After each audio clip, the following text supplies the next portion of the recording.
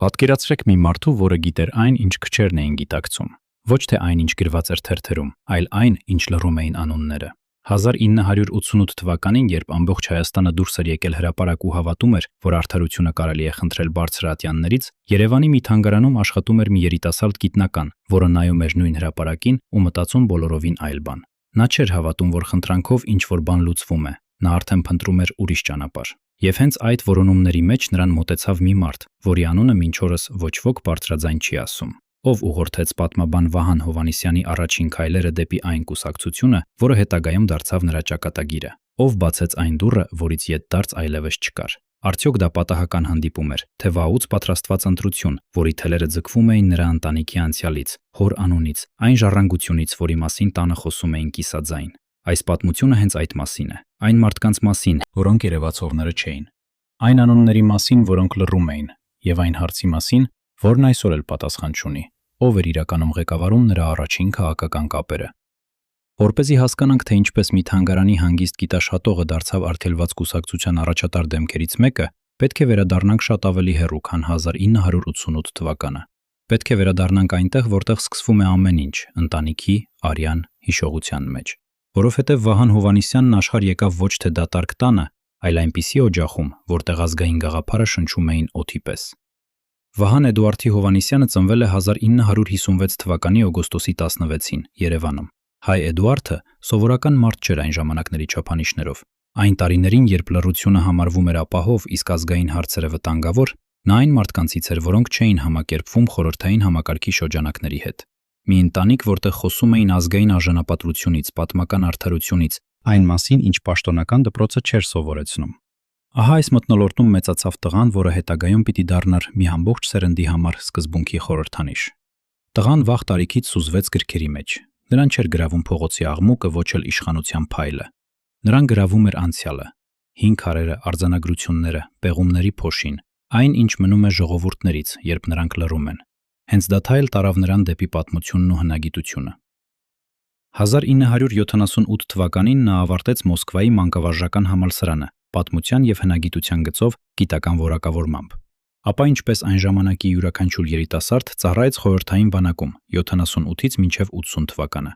Եվ թվում էր, թե ճանապարհն ուղիղ է ու հանգիստ, գիտություն, ընտանիք, պեղումներ, գրադարաններ։ Բանակից վերադառնալուց հետո նա սկսեց աշխատել Երևանի Էրեբունի թանգարանում 9 երկար տարի, սկզբում գիտաշխատող, ապա գիտահետազոտական բաժնի վարիչ։ Պատկերացրեք այդ մարդուն այն օրերին։ Ամեն առավոտ նա մտնում էր թանգարան, որտեղ պահվում էին հազարամյակների վկայությունները։ Ուրարտական սեպագրեր, խեցեղենի բեկորներ, զենքեր, որոնք երբևէ բռնել էին մարդիկ, որոնցից մնացել էր միայն փոշին։ Նա ապրում էր անցյալով, եւ թերևս հենց դա էր նրա ուժը, որովհետև պատմաբանը, ի տարբերություն շատերի, գիտի մի պարզ ճշմարտություն։ Ոչ մի կայսրություն հավերժ չէ, ոչ մի համակարգ անխորտակելի չէ, եւ ամեն լռության տակ եռում է մի բան, որը մի օր դուրս կպայթի։ Իսկ հետո եկավ 88 թվականը։ Ղարաբաղյան շարժումը պորտկաց ինչպես ստորգետնյա կրակ, որը տասնամյակներ կուտակվել էր եւ վերջապես գտել ճեղքը։ Հազարավոր մարդիկ լցվեցին Երևանի հրապարակը, ազատության, արդարության, միավորման պահանջ։ Եվ այս ալիքի մեջ էր նաեւ երիտասարդ պատմաբանը, բայց նա այլ կերպ էր նայում տեղի ունեցողին։ Շատերը հավատում էին, որ բավական է բարձրաձայնել, դիմել կենտրոնին եւ արդարությունը կհաստատվի։ Վիտվի։ Վահան Հովհաննիսյանը հասկանում էր, որ դա պատրանք է։ Նա զգում էր, որ ճանապարհն այլ է լինելու, ավելի դժվար, ավելի արյունոտ, ավելի երկար։ Եվ սկսեց փնտրել նրանց, ովքեր նույնն էին հասկանում։ Ահա այստեղ է, որ պատմությունը մտնում է, որովհետև այն մարդիկ, որոնց նա սկսեց փնտրել, փողոցում չէին քարոզում։ Նրանք չունեին տրիբունա հրապարակում։ Նրանք գործում էին ստվերում, զգուշավոր, ինչպես մարդիկ, որոնք լավ գիտեն, թե ինչ գին ունի բացված բերանը։ Սա մի կազմակերպության հետքն էր, որը խորհրդային իշխանության օրոք Հայաստանում պաշտոնապես գոյություն չուներ, բայց իրականում երբեք չէր մեռել։ Հայ հեղափոխական դաշնակցություն։ Կուսակցություն, որի անունը մի ամբողջ դար արգելված էր արտասանել խորհրդային հողի վրա, բայց որը Սփյուռքում շարունակում էր շնչել, գործել, սպասել։ Եվ հենց այս կազմակերպության թելերն էին սկսել ձգվել դեպի Հայաստան, կայսրության փլուզման առաջին ճեղքերի հետ միասին։ Ինչպես է պատահում, որ մի թանգարանի գիտնական, որը կյանքում զենք չէր բռնել քաղաքականության դեմ, հանկարծ հայտնվում է ընդհատակյա կառույցի մոտ։ Ով էր այն մարդ, որ առաջինը նրա հետ խոսեց վստահության ձայնով։ Եվ ինչու հենց նրան։ Կա մի վկայություն, որը հնչել է հենց Վահան Հովհաննիսյանի շուխտերից տարիներ անց։ Նա խոստովանել է մի բան, որը շատ բան բացատրում է։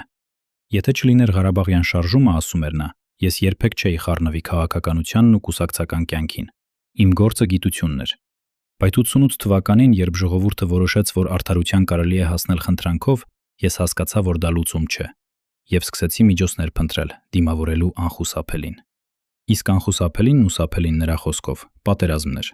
Այդ որոնումների մեջ նա հանդիպեց մի կուսակցության, որը կազմակերպական առումով ավելի լավ էր պատրաստ այն իրողություններին, որոնք սպասում էին։ Եվ ահա հնչում է ամենակարևոր բառը՝ ընտանեկան, ցեղային, գաղափարական ժառանգությունը, ասում էր նա, պարզապես օգնեց գտնելու հայրենիքին ծառայելու ճշգրիտ ճանապարհը, դաշնակցության միջոցով։ Ետդարձի ճանապարհ այլևս չկար։ Կանգ առնենք այս խոստովանության վրա, որովհետև այստեղ թաքնված է մեր ողջ հարցի պատասխանի կեսը։ Նա ինքն է ասում, որ իրեն ուղղորդողը պատահականությունը չէր։ Իրեն ուղղորդում էր ժառանգությունը, ինչ-որ բան, որ եկել էր ընտանիքից, հորից, արյունից։ Բայց ով էր այդ ժառանգությունը վերածել կենդանի կապի։ Ով էր այն մարդը կամ այն մարդիկ, որոնք գիտեին, որ այս թանգարանի գիտնականը, դիսիդենտի որդին, պատրաստ հող է։ Որովհետև ընդհատակյա կազմակերպությունները պատահական մարդկանց հետ չեն խոսում, նրանք երկար են դիտում։ Նրանք գիտեն ում մոտենալ ու ում մոտ չմոտենալ։ Եվ եթե նրանք մոտեցան երիտասարդ Վահանին, ուրեմն ինչ-որ մեկն արդեն վաղուց նրա անունը դրել էր ճիշտ ցուցակում։ Ով էր կազմել այդ ցուցակը։ 1989 թվականին նա արդեն աշխատում էր Գիտությունների ակադեմիայի հնագիտության և ազգագրության ինստիտուտում, որպես գիտաշխատող։ Դրսից նայողի համար ոչինչ չէր փոխվել, նույն գիտնականը, նույն գրքերը, նույն հանգիստ կենսագրությունը։ Բայց ներսում արդեն ընթանում էր այլ կյանք։ Մի կյանք, որի մասին չէին գրում թերթերը։ Հանդիպումներ, որոնք նշանակմուկվում էին ոչ թե հեռախոսով, այլ հայացքով։ Խոսակցություններ, որոնք ընթանում էին կիսաձայն, փակ դռների ետևում, որտեղ ամեն բառ կշռվում էր ոսկու պես։ Ահա այսպիսին էր այն աշխարհը, ուր մտնում էր նա։ Աշխարհ, որտեղ վստահությունը կյանք էր, իսկ անզգուշությունը մահ։ Ինչ էր նա զգում այդ առաջին ամիսներին։ Մարդ, որը մինչ այդ ապրել էր գրքերով, հանկարծ հայտնվում է մի միջավայրում, որտեղ սխալ բառը կարող է արժանալ ազատությունը։ Արդյոք նա վախենում էր։ Թերևս ոչ, որովհետև նա ուներ մի բան, որ շատերը չունեին՝ ներքին համոզվածություն, որ ինքն ընտրել է ճիշտ կողմը։ Եվ այդ համոզվածությունը գալիս էր հենց ընտանիքից, հորից, որը երբեք չէր ծնկի եկել։ Մի տանից, որտեղ ազգային արժանապատվությունը դատարկ բառ չէր, բայց համոզվածությունը մի բան է, իսկ ուղին բոլորովին այլ։ Համոզվածությունը ներսում է, իսկ ուղին պետք է ինչ-որ մեկը ցույց տա։ Եվ ահա կրկին վերադառնում ենք նույն հարցին. ով ցույց տվեց ուղին։ Շատ ավելի ուշ, երբ Վահան Հովհաննիսյանի անունն արդեն հնչում էր ամբողջ երկրում, լրագրողները փորձում էին վերականգնել այդ առաջին քայլերի ճշգրիտ պատկերը։ Ով ում հետ ծանոթացրեց, որ հանդիպումն էր որոշիչը, բայց պատասխանները միշտ մնում էին մշուշոտ։ Որովհետև ընդհատակյա կազմակերպության առաջին կապերը երբեք չեն փաստաթղթավորվում։ Չկա արձանագրություն, որ ասի այս օրը, այս ժամին, այս մարդը երիտասարդ պատմաբանին ընդունեց շարքերը։ Կա միայն հիշողություն։ Իսկ հիշողությունը, ինչպես գիտի ամեն պատմաբան, ամենավտանգավոր փաստաթուղթն է, որովհետև այն կարելի է ուղղել, լռեցնել, վերաշարադրել։ Իսկ ինչ եթե այդ հիշողությունը միտումնավոր է մշուշոտ պահվել։ Ինչ եթե ինչ-որ մեկին ձեռնտու էր, որ ոչ ոք երբեք ճշգրիտ չիմանա, թե ով կանգնած էր սկզբում։ Մտածեք մի պահ, թե ինչպիսին էր այն ժամանակը։ Կայսրությունը ճաքում էր։ Մոսկվայում նստած մարդիկ դեռ հավատում էին, որ ամեն ինչ վերահսկելի է, բայց ծայրամասերում արդեն բացվում էին հին վերքերը։ Հայաստանում միաժամանակ գործում էին տարբեր ուժեր։ Մի կողմից նոր ձևավորվող ազգային շարժման ղեկավարները, որոնք երազում էին իշխանության մասին։ Մյուս կողմից Սփյուռքից եկած կառույցների ներկայացուցիչները, որոնք բերում էին տասնամյակների փորձ, կարգապահություն եւ յուր ամենակարևորն է փող ու կապեր։ Եվ այս երկու աշխարհների միջև ճեղքում էին ընկնում այնպիսի մարդիկ, ինչպիսին երիտասարդ Վահանն էր, տեղացի, կրթված, արմատներով կապված ազգային ավանդույթին, բայց դեռ ոչ մեկին պատկանող։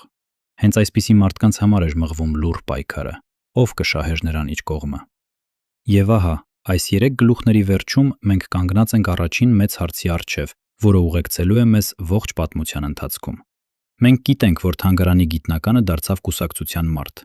Մենք գիտենք, որ նա ինքն է խոստովանել ընտանեկան ժառանգության դերը, բայց մենք չգիտենք գլխավորը, ով էր այն կենդանի ձեռքը, որ նրան տարավ ստվերից դեպի ստվեր, ընտանեկան հիշողությունից դեպի իրական ընդհատակ։ Արդյոք դա հոր հին ծանոթներից մեկն էր։ Արդյոք դա Սփյուռքից եկած մի դեմք էր, որի անունը մինչ օրս չի հնչել, թե դա ինքը ճակատագիրն էր, որ կազմակերպության եւ մարդու ճանապարհները հատեց հենց ճիշտ պահին։ Ով էր ղեկավարում նրա առաջին քայլերը։ Կա մի մարդ, որը երբեք հարցազրույց չէր տալիս եւ երբեք բարձրաձայն չէր խոսում այն մասին, ինչ տեսել էր այդ տարիներին։ Ընտանիքի անդամ, որը տարիներ շարունակ լուր կրում էր այն, ինչ իմանում էր փակ դռների ետևում։ Որովհետև երբ տան մի մարդ մտնում է ընդհատակ, ամբողջ ընտանիքը մտնում է նրա հետ։ Կինը, որ սովորում է չհարցնել, թե ուր է գնում ամուսինը գիշերը։ Երեխաները, որոնք մեծանում են իմանալով, որ հայրիկի աշխատանքի մասին չի կարելի խոսել դպրոցում։ Ահա այն գինը, որը երբեք չի երևում պաշտոնական կենսագրության մեջ։ Իսկ ինչ էր կրում Վահան Հովհաննիսյանի ընտանիքը այն տարիներին, երբ նա կամաց-կամաց դառնում էր ոչ թե թանգարանին գիտնական, այլ պայքարի մարդ։ 1990-ից մինչև 92 թվականն ընկած ժամանակահատվածը նրա կյանքի ամենախիտ շրջանն էր։ Այս 3 տարում նա միաժամանակ երկու կյանք ապրեց։ Մի կողմից նա մասնակցում էր Արցախի ազատագրական պայքարին,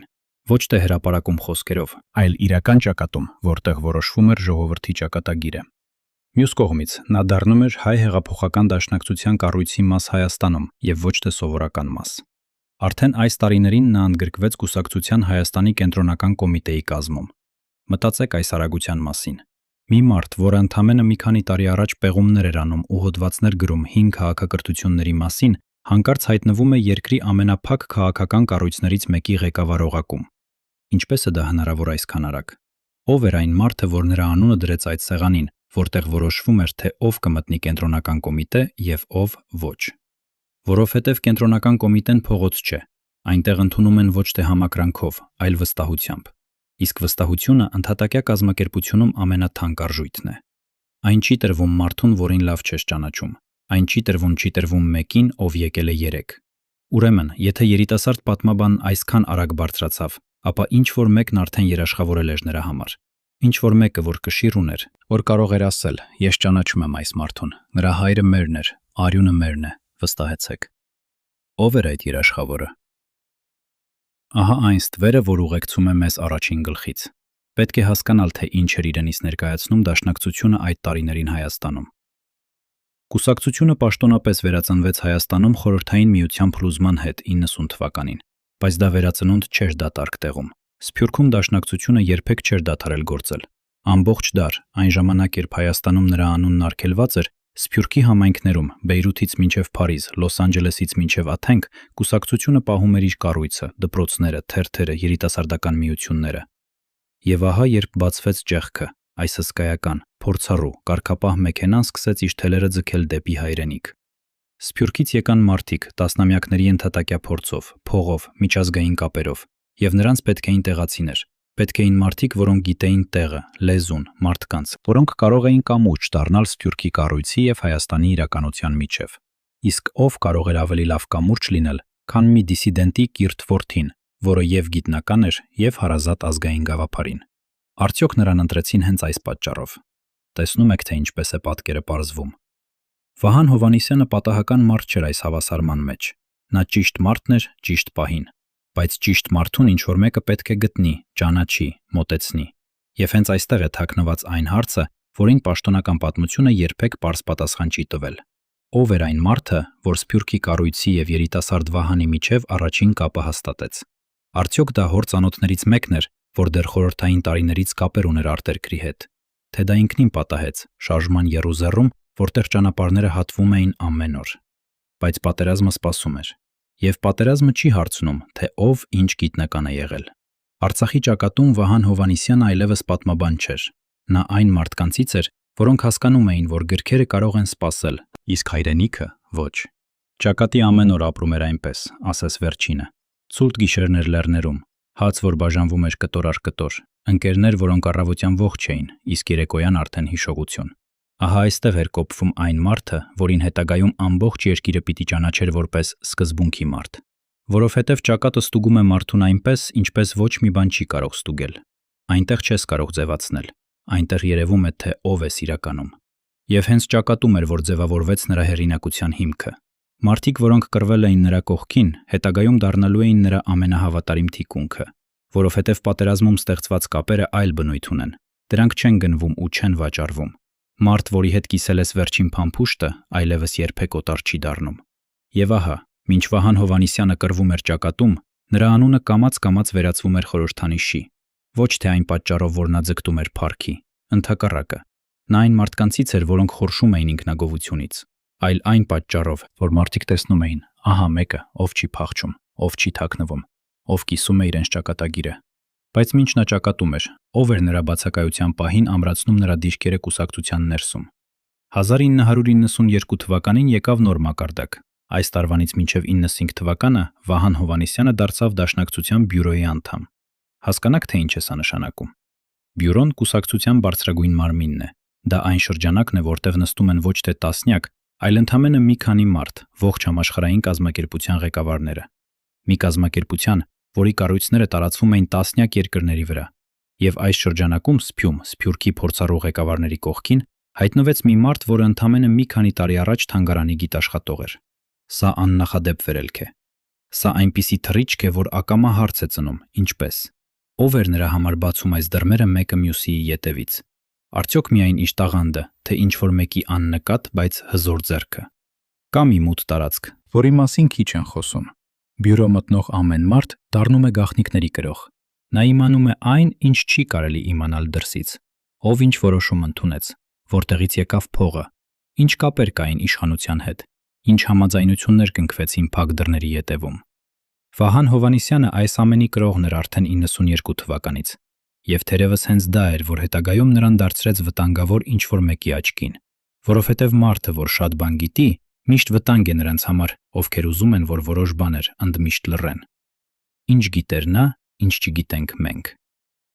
Բայց վերադառնանք ընտանիք, որովհետև հենց այնտեղ էր թաքնված այս ամենի իրական գինը։ Մինչ Վահան Հովհաննիսյանը բարձրանում էր ճակատից բյուրո, նրա տանը կյանքը գնալով դառնում էր ավելի դժվար։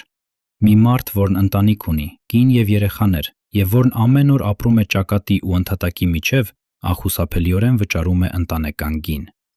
Քանի ընթրիք բաց թողնվեց։ Քանի ծննդյան օր անցավ առանց հոր։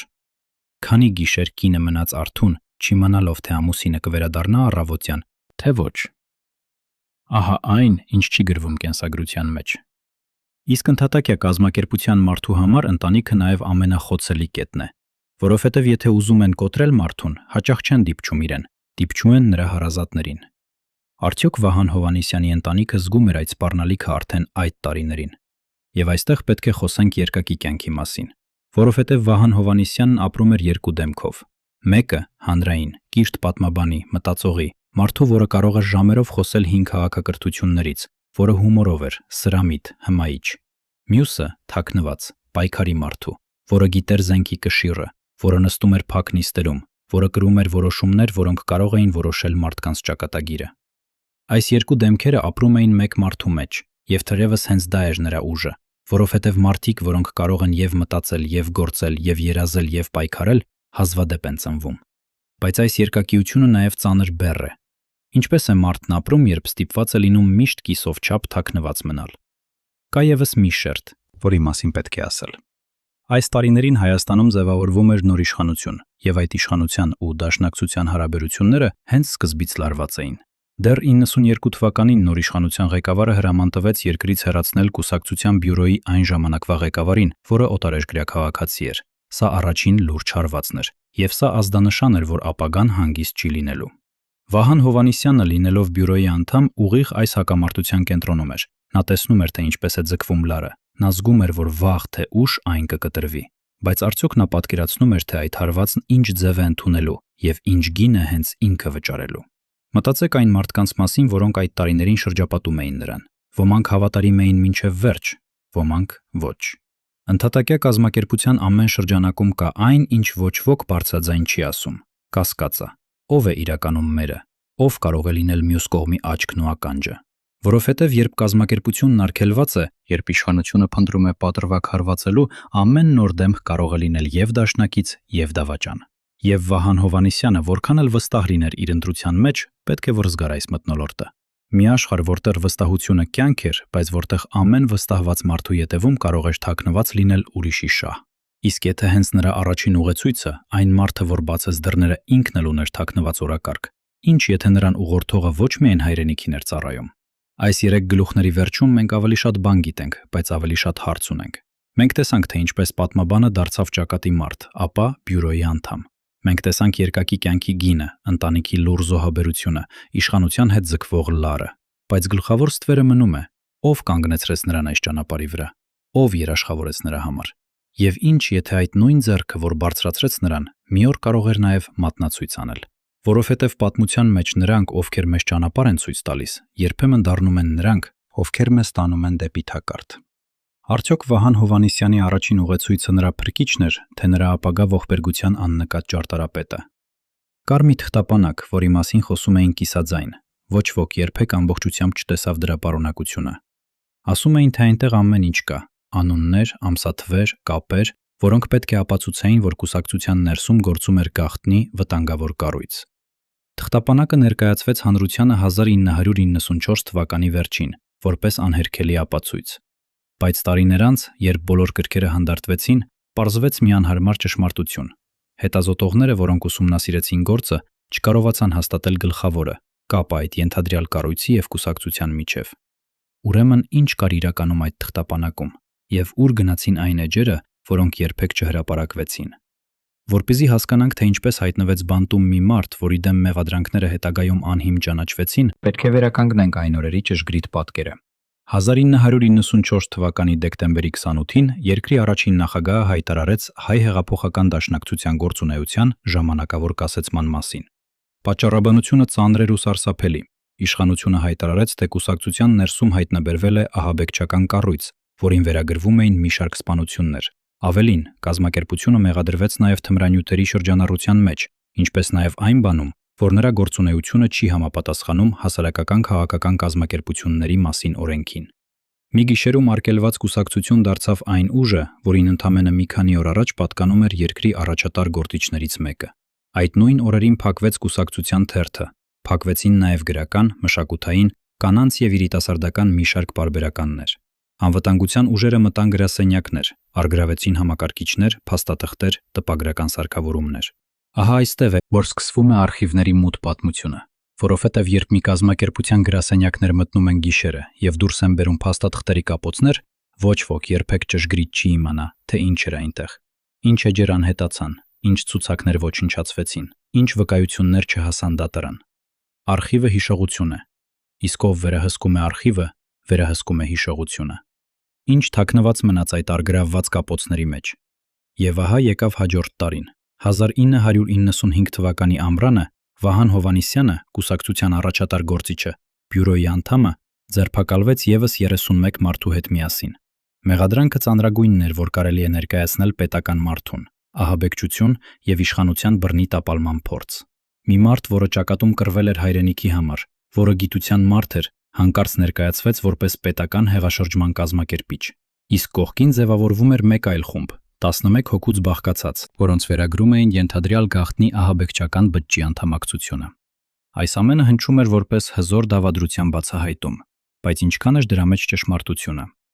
Միջազգային դիտորդները, որոնք հետևում էին դատավարությանը, արձանագրեցին անհանգստացնող բաներ։ Մարդու իրավունքների վիճակը հետազոտող կառույցները նշում էին, որ ամբաստանյալների, փաստաբանների հետ շփման հնարավորությունը սահմանափակվել է, իսկ հենց փաստաբանները հայտնում էին ճնշման, սպառնալիքների մասին։ Ազատ հասարակության վիճակը ուսումնասիրող կազմակերպությունները նշում էին, որ դատավարությունը նշանավորվել է լուրջ անհամապատասխանություններով եւ ամբաստանյալների իրավունքների պարբերական խախտումներով։ Մի կողմից իշխանությունը ներկայացնում էր անհերքելի ապացույցների մի մասին, մյուս կողմից դիտորդները տեսնում էին գործ, որի հիմքերը ճակճկում էին հենց առաջին հպումից։ Ում ճշմարտությունն էր իրականը։ Կանգ առնենք այն մարդու վրա, որը հայտնվեց այս ամենի կենտրոնում։ Ինչ եղավ Վահան Հովհաննիսյանի հետ բանտում, քանի որ հենց այստեղ սկսվում է իշխանության ֆիզիոլոգիան, այն գինը, որը մարմինը վճարում է ոգու դիմադրության համար։ Բանտի տարիները ոչ ոքի անվնաս չեն թողնում։ Մարդ, որը մտնում է բանտ, ուժեղ ու ուղիղ, դուրս է գալիս այլ կերպ, ոչ թե կոտրված ոգով, այլ կրած մարմնով։ Անքնության գիշերներ, մեկուսացման ծանրությունը, անորոշությունը, որը մաշում է ավելի քան ցանկացած ֆիզիկական դժվարություն,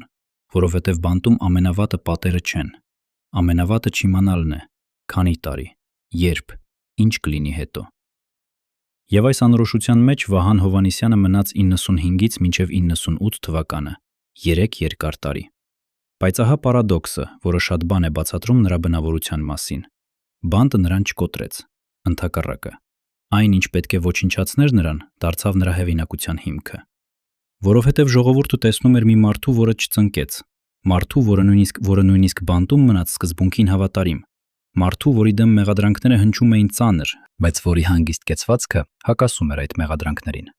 Եվ կամաց-կամաց հանրության աչքում տեղի ունեցավ մի շրջադարձ։ Այն, ինչ սկսվել էր որպես ահաբեկչի դատավարություն, վերածվեց քաղաքական հալածանքի խորհրդանիշի։ Բանտում նստած մարդը դարձավ ավելի հզոր, քան ազատության մեջ։ Ինչպես կարող է բանտը մարդուն դարձնել ավելի ուժեղ, քան նա էր մինչ այդ։ Իսկ հիմա հասնում ենք ամենակարևոր հարցին, որն ուղեկցում է ամեն այսպիսի պատմություն։ Ում էր ձեռնտու։ Որովհետև երբ մի ամբողջ կուսակցություն արգելվում է, երբ նրա առաջատար գործիչները հայտնվում են բանտում, երբ նրա թերթերը փակվում են ընտրություններից ընդամենը ամիսներ առաջ, սա պատահականություն չի կարող լինել։ Ուշադրություն դարձրեք ժամանակագրությանը։ Կուսակցության գործունեությունը կասեցվեց, առաջատար գործիչները ձերբակալվեցին հենց այն ժամանակ, երբ մոտենում էին խորհրդարանական ընտրությունները։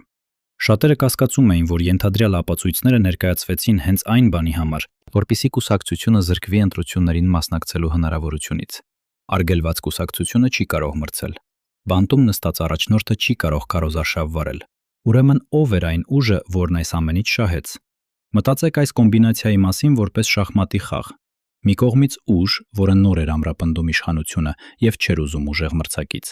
Մյուս կողմից կուսակցություն, որը արագ արմատներ էր գցում, ուներ սփյուռքի աջակցությունը, փությունը, փողը, կառույցը եւ ամենակարևորը՝ գաղափարական լիցքը։ Այս երկուսը չէին կարող խաղաղ գոյակցել։ Եվ երբ մի կողմն ուներ պետական մեքենան, ոստիկանությունը, դատախազությունը, դատարանները, արդյունքը կանխատեսելի էր։ Բայց ահա այն, ինչ չկանխատեսվեց։ Հարվածը, որ պետք է ոչնչացներ կուսակցությունը, ի վերջո ամրապնդեց այն։ Որովհետև հալած-հալածանքը ստեղծում է նահատակներ, իսկ նահատակները ավելի վտանգավոր են, քան ողջ քաղաքական գործիչները։ Արդյոք նրանք, ովքեր ծրագրեցին այս հարվածը, հասկանում էին, որ ստեղծում են հենց այն, ինչ ուզում էին ոչնչացնել։ Եվ այստեղ վերադառնանք մեր գլխավոր ստվերին, որովհետև եթե այս ամբողջ պատմությունն ուներ ճարտարապետ, ապա այդ ճարտարապետը պետք է որ վաղուց ճանաչեր Վահան Հովհաննիսյանին։ Մտածեք, մարդը, որը ընդամենը մի քանի տարի առաջ թանգարանի անանուն գիտաշխատող էր, այժմ ներկայացվում էր որպես պետական հեղաշրջման գլխավոր դեմքերից մեկը։ Ինչպես այդ անանուն գիտնականը դարձավ այդքան կարևոր թիրախ։ Ինչ որ մեկը պետք է որ ուղղորդեր նրա վերելքը այնքան բարձր, որ նա արժանանար այսպիսի հարվածի։ Եվ նույն ձեռքը, որ բարձրացրեց նրան, թերևս նաև նրան դարձրեց ճիշտ թիրախ, ճիշտ պահին։ Ինչ եթե նրա առաջին ուղեցույցները, այն մարդիկ, որոնք բացեցին նրա առջև կուսակցության դռները, իրենք էլ կապված էին այն խաղին, որի կանոնները նա երբեք ամբողջությամբ չտեսավ։ Կա ևս մի շերտ, որի մասին պետք է ասել զգուշությամբ։ Ընդհատակյա պայքարի աշխարհում սահմանը դաշնակցի եւ թշնամու, երաշխավորի եւ մատնիչի միջև երբեմն այնքան բարակ է, որ անտեսանելի է դառնում։ Մարդ, որ քեզ ճանապարհ է ցույց տալիս, կարող է վաղը վկայել քո դեմ։ Փաստաթուղթ, որ պետք է պաշտպաներ քեզ, կարող է անհետանալ արխիվից։ Անուն, որ պետք է հնչեր որպես երաշխավոր, կարող է ընդմիշտ լռել։ Ահա թե ինչու Վահան Հովհաննիսյանի առաջին քայլերի պատմությունը մնում է մշուշոտ։ Ոչ թե այն պատճառով, որ ոչ ոք չգիտի, այլ թերևս այն պատճառով, որ ինչ որ մեկին ձեռնտու է, որ ոչ ոք բարձրաձայն չասի։ Ում է մինչ օրս ձեռնտու այս լռությունը։ Այս 3 գլուխների վերջում մենք հասանք պատմության ամենամութ կետին։ Մի մարդ, որը ճակատում էր կռվել հայրենիքի համար, հայտնվեց բանտում, որպես ենթադրյալ հեղաշրջման կազմակերպիչ։ Մի կուսակցություն, որը նոր էր ոտքի կանգնում, արգելվեց ընտրություններից առաջ։ Արխիվներ, որոնք գիշերը դուրս բերվեցին գրասենյակներից եւ որոնց ճշգրիտ պարունակությունը ոչ ոք երբեք չտեսավ։ Մեղադրանքներ, որոնք հետագայում փլվեցին որպես անհիմն։ Եվ այս ամենի կենտրոնում նույն հարցը, որ տվեցինք առաջին վայրկյանից. ով ուղղորդեց այս մարդու ճանապարհը, եւ արդյոք նրա առաջին ուղեցույցները նրա բրկիչներն էին, թե այն խաղի մասնակիցները, որը նրան տարավ բանտ։ Ով էր իրականում ղեկավարում թելերը, երբ նա կարծում էր, թե ինքն է ընտրում իր ճանապարհը։ Հիմա, երբ մենք գիտենք ողջ ճանապարհը, ճակատից մինչև բանտ, բանտից մինչև իշխանության գագաթ, արժե վերադառնալ հենց սկզբին եւ նայել ավելի ուշադիր, որովհետեւ ամեն մեծ պատմության մեջ կա մի պահ, որից հետո այլևս ետդարձ չկա։ Մի դուռ, որը մի անգամ բացվում է, եւ մարդն այլևս երբեք նույնը չի մնում։ Վահան Հովհաննիսյանի համար այդ դուռը բացվեց 88-ից 90 թվականների միջև։ Բայց ով բռնեց բռնակը։ Ով էր այն մարդը, որ առաջինը նրան ասաց. «Արի, դու մերն ես»։ Մենք երբեք չենք գտնի այդ անունը պաշտոնական փաստաթղթերում, բայց կարող ենք վերականգնել այն մթնոլորտը, որում այդ անունն ապրում էր։ Սկսենք հորից, որովհետև հենց այնտեղ են թաղված արմատները։ Վահան Հովհաննիսյանի հայրը Էդուարդը սովորական խորհրդային քաղաքացի չէր։ Այն տարիներին, երբ ազգային հարցերը համարվում էին վտանգավոր, երբ սխալ խոսքը կարող էր արժանալ կարիերան, ազատությունը, երբեմն նաև ավելին, նա այն մարդկանցից էր, որոնք չէին լռում։ Մարդ, որի անունը կապվում էր այլախոհության, ազգային արժանապատվության պաշտպանության հետ։ Իսկ այսպիսի մարդիկ երբեք մենակ չեն լինում, նրանք ունեն շրջապատ։ Մարդիկ, որոնք գալիս են տուն, նստում խոհանոցում, խոսում կիսաձայն այն մասին, ինչ չի կարելի բարձրաձայն ասել։ Եվ այս խոհանոցային խոսակցությունները լսում էր մի տղա, որը մեծանում էր, կլանելով ոչ միայն բառերը, այլև դրանց ետևում թաքնված համոզմունքը։ Ինչ էր լսում փոքրիկ Վահանը այդ խոհանոցում, որ անունները հնչում էին այնտեղ, որոնք հետագայում պիտի դառնային նրա ճանապարհը։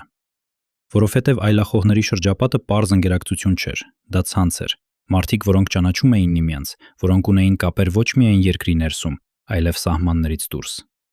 Իսկ դաշնակցությունը, որքան էլ արգելված լիներ խորհրդային հողի վրա, Սփյուռքում ուներ հզոր ներկայություն, եւ այս երկու աշխարհների միջև, ներքին այլախոհության եւ արտաքին կուսակցության, միշտ եղել են կամուրջներ, մարդիկ, որոնք գիտեին երկու կողմն էլ։ Հնարավոր է, որ հենց հոր այս շրջապատում էր թաքնված այն առաջին կապը, որը հետագայում տարավ որդուն դեպի կուսակցություն։ Հնարավոր է, որ Վահան Հովհաննիսյանի ճանապարհն իրականում սկսվեց ոչ թե 88 թվականին հրապարակում, այլ շատ ավելի վաղ, հոր խոհանոցում։ Բայց եթե այդպես է, ապա ծնվում է ավելի անհանգստացնող հարց. արդյոք երիտասարդ Վահան ինքն ընտրեց իր ճանապարհը, թե նրա ճանապարհն ընտրվեց իր փոխարեն, դեռ նախքան նա կհասկանար։ Որովհետև երբ մեծանում ես այնպիսի օջախում, որտեղ ամեն ինչ արդեն ուղղված է մի կողմ, արդյոք քո ընտրությունն իրականում ընտրություն է, թե դա պարզապես այն ճանապարհի շարունակությունն է, որը գծվել է քեզնից առաջ։ Ինքը Վահան Հովհաննիսյանը տարիներ անց ասաց այս մասին ուղիղ։ Ընտանեկան, ցեղային գաղափարական ժառանգությունը, ասում էր նա, օգնեց գտնելու ճշգրիտ ճանապարհը։ Ուշադրություն դարձրեք բառին ժառանգություն, ոչ թե հայտնագործություն, ոչ թե անձնական որոնում, այլ ժառանգություն։ Մի բան, որ ստանում ես, ոչ թե ստեղծում։ Ուրեմն ով էր այդ ժառանգությունը հանձնողը։ Հիմա անցնենք երկրորդ շերտին, Սփյուռքի կառույցին։ Որպեսզի հասկանանք, թե ինչպես կարող էր մի տեղացի գիտնական այսքան արագ ընդգրկվել կուսակցության ղեկավարողակում, պետք է հասկանանք, թե ինչպես էր այդ կուսակցությունը վերադառնում հայրենիք։ Երբ խորհրդային միությունը սկսեց ճաքել, Սփյուռքի կառույցները չսպասեցին, նրանք ունեին ծրագիր, ունեին մարդիկ, որոնք գիտեին, թե ինչպես աշխատել ընդհատակում, որովհետև տասնամյակներ շարունակ հենց դա էին արել տարբեր երկրներում։ Եվ ունեին հստակ խնդիր՝ գտնել հայրենիքում այնպիսի մարդկանց, որոնք կարող էին դառնալ նոր կառույցի ողնաշարը։ Բայց ինչպես ես ընտրում այդ մարդկանց։ Ինչպես ես պարզում, թե ով է վստահելի, ով ոչ, ով կդիմանա ճնշմանը, ով կկոտրվի առաջին հարցաքննության ժամանակ։ Պատասխանը պարզ է։ Չես ընտրում պատահաբար։ Ընտրում ես նրանց, ում ճանաչում ես, կամ նրանց, ում երաշխավորում է վստահելի մեկը։ Ով էր երաշխավորը։ Պատկերացրեք այս ընթացակարգը։ Սփյուռքից եկած մի դեմք, փորձառու, զգուշավոր, նստած է մի սենյակում Երևանում։ Նրա առջև ցուցակ է, ոչ թե թղթի վրա, որովհետև ընդհատակում ոչինչ չի գրվում, այլ հիշողության մեջ։ Հնարավոր անդամների ցուցակ։ Ամեն անվան դիմաց տեղեկություն։ Ով է, որտեղից է, ինչ ընտանիքից, ում կարելի է վստահել։ Եվ այս ցուցակում ինչ որտեղ կար մի անուն՝ դիսիդենտի որդի, պատմաբան, թանգարանի աշխատող, կիրթ, հավատարիմ գաղափարին, արմատներով կապված ազգային ավանդույթին։ Ով դրեց այդ անունն այդ ցուցակում։ Ով ասաց, այս մարդը մեզ պետք է։ Որովհետև մինչ Վահան Հովհաննիսյանն ինքը կհասկանար, որ ընտրություն է կատարում, ինչ որ մեկն արդեն ընտրել էր նրան։ Եվ հենց այստեղ է, որ պատմությունը դառնում է հատկապես նուրբ, որովհետև ընդհատակյա կազմակերպության մեջ երաշխավորությունը կրկնակի սուր ունի։ Մի կողմից այն բացում է դռները, տալիս է վստահություն, արագացնում է վերելքը, մյուս կողմից այն ստեղծում է կախվածություն։ Մարդը, որ քեզ բերեց, քո վերելքի կնքահայրն է, բայց նա նաև գիտի քո մասին այն, ինչ ուրիշները չգիտեն։ Նա կարող է լինել քո ամենահզոր դաշնակիցը, կամ եթե հանգամանքները փոխվեն, քո ամենավտանգավոր թույլ կետը։ Արդյոք Վահան Հովհաննիսյանը երբևէ ամբողջությամբ ազատվեց այն մարդկանց ստվերից, որոնք բացեցին նրա առջև առաջին դռները, թե ողջ կյանքում նա կրեց այդ սկզբնական կապի ծանրությունը, ինչպես տեսանելի շղթա, որ կապում էր նրան մի անցյալի հետ, որի մասին ինքը երբեք բարձրաձայն չխոսեց։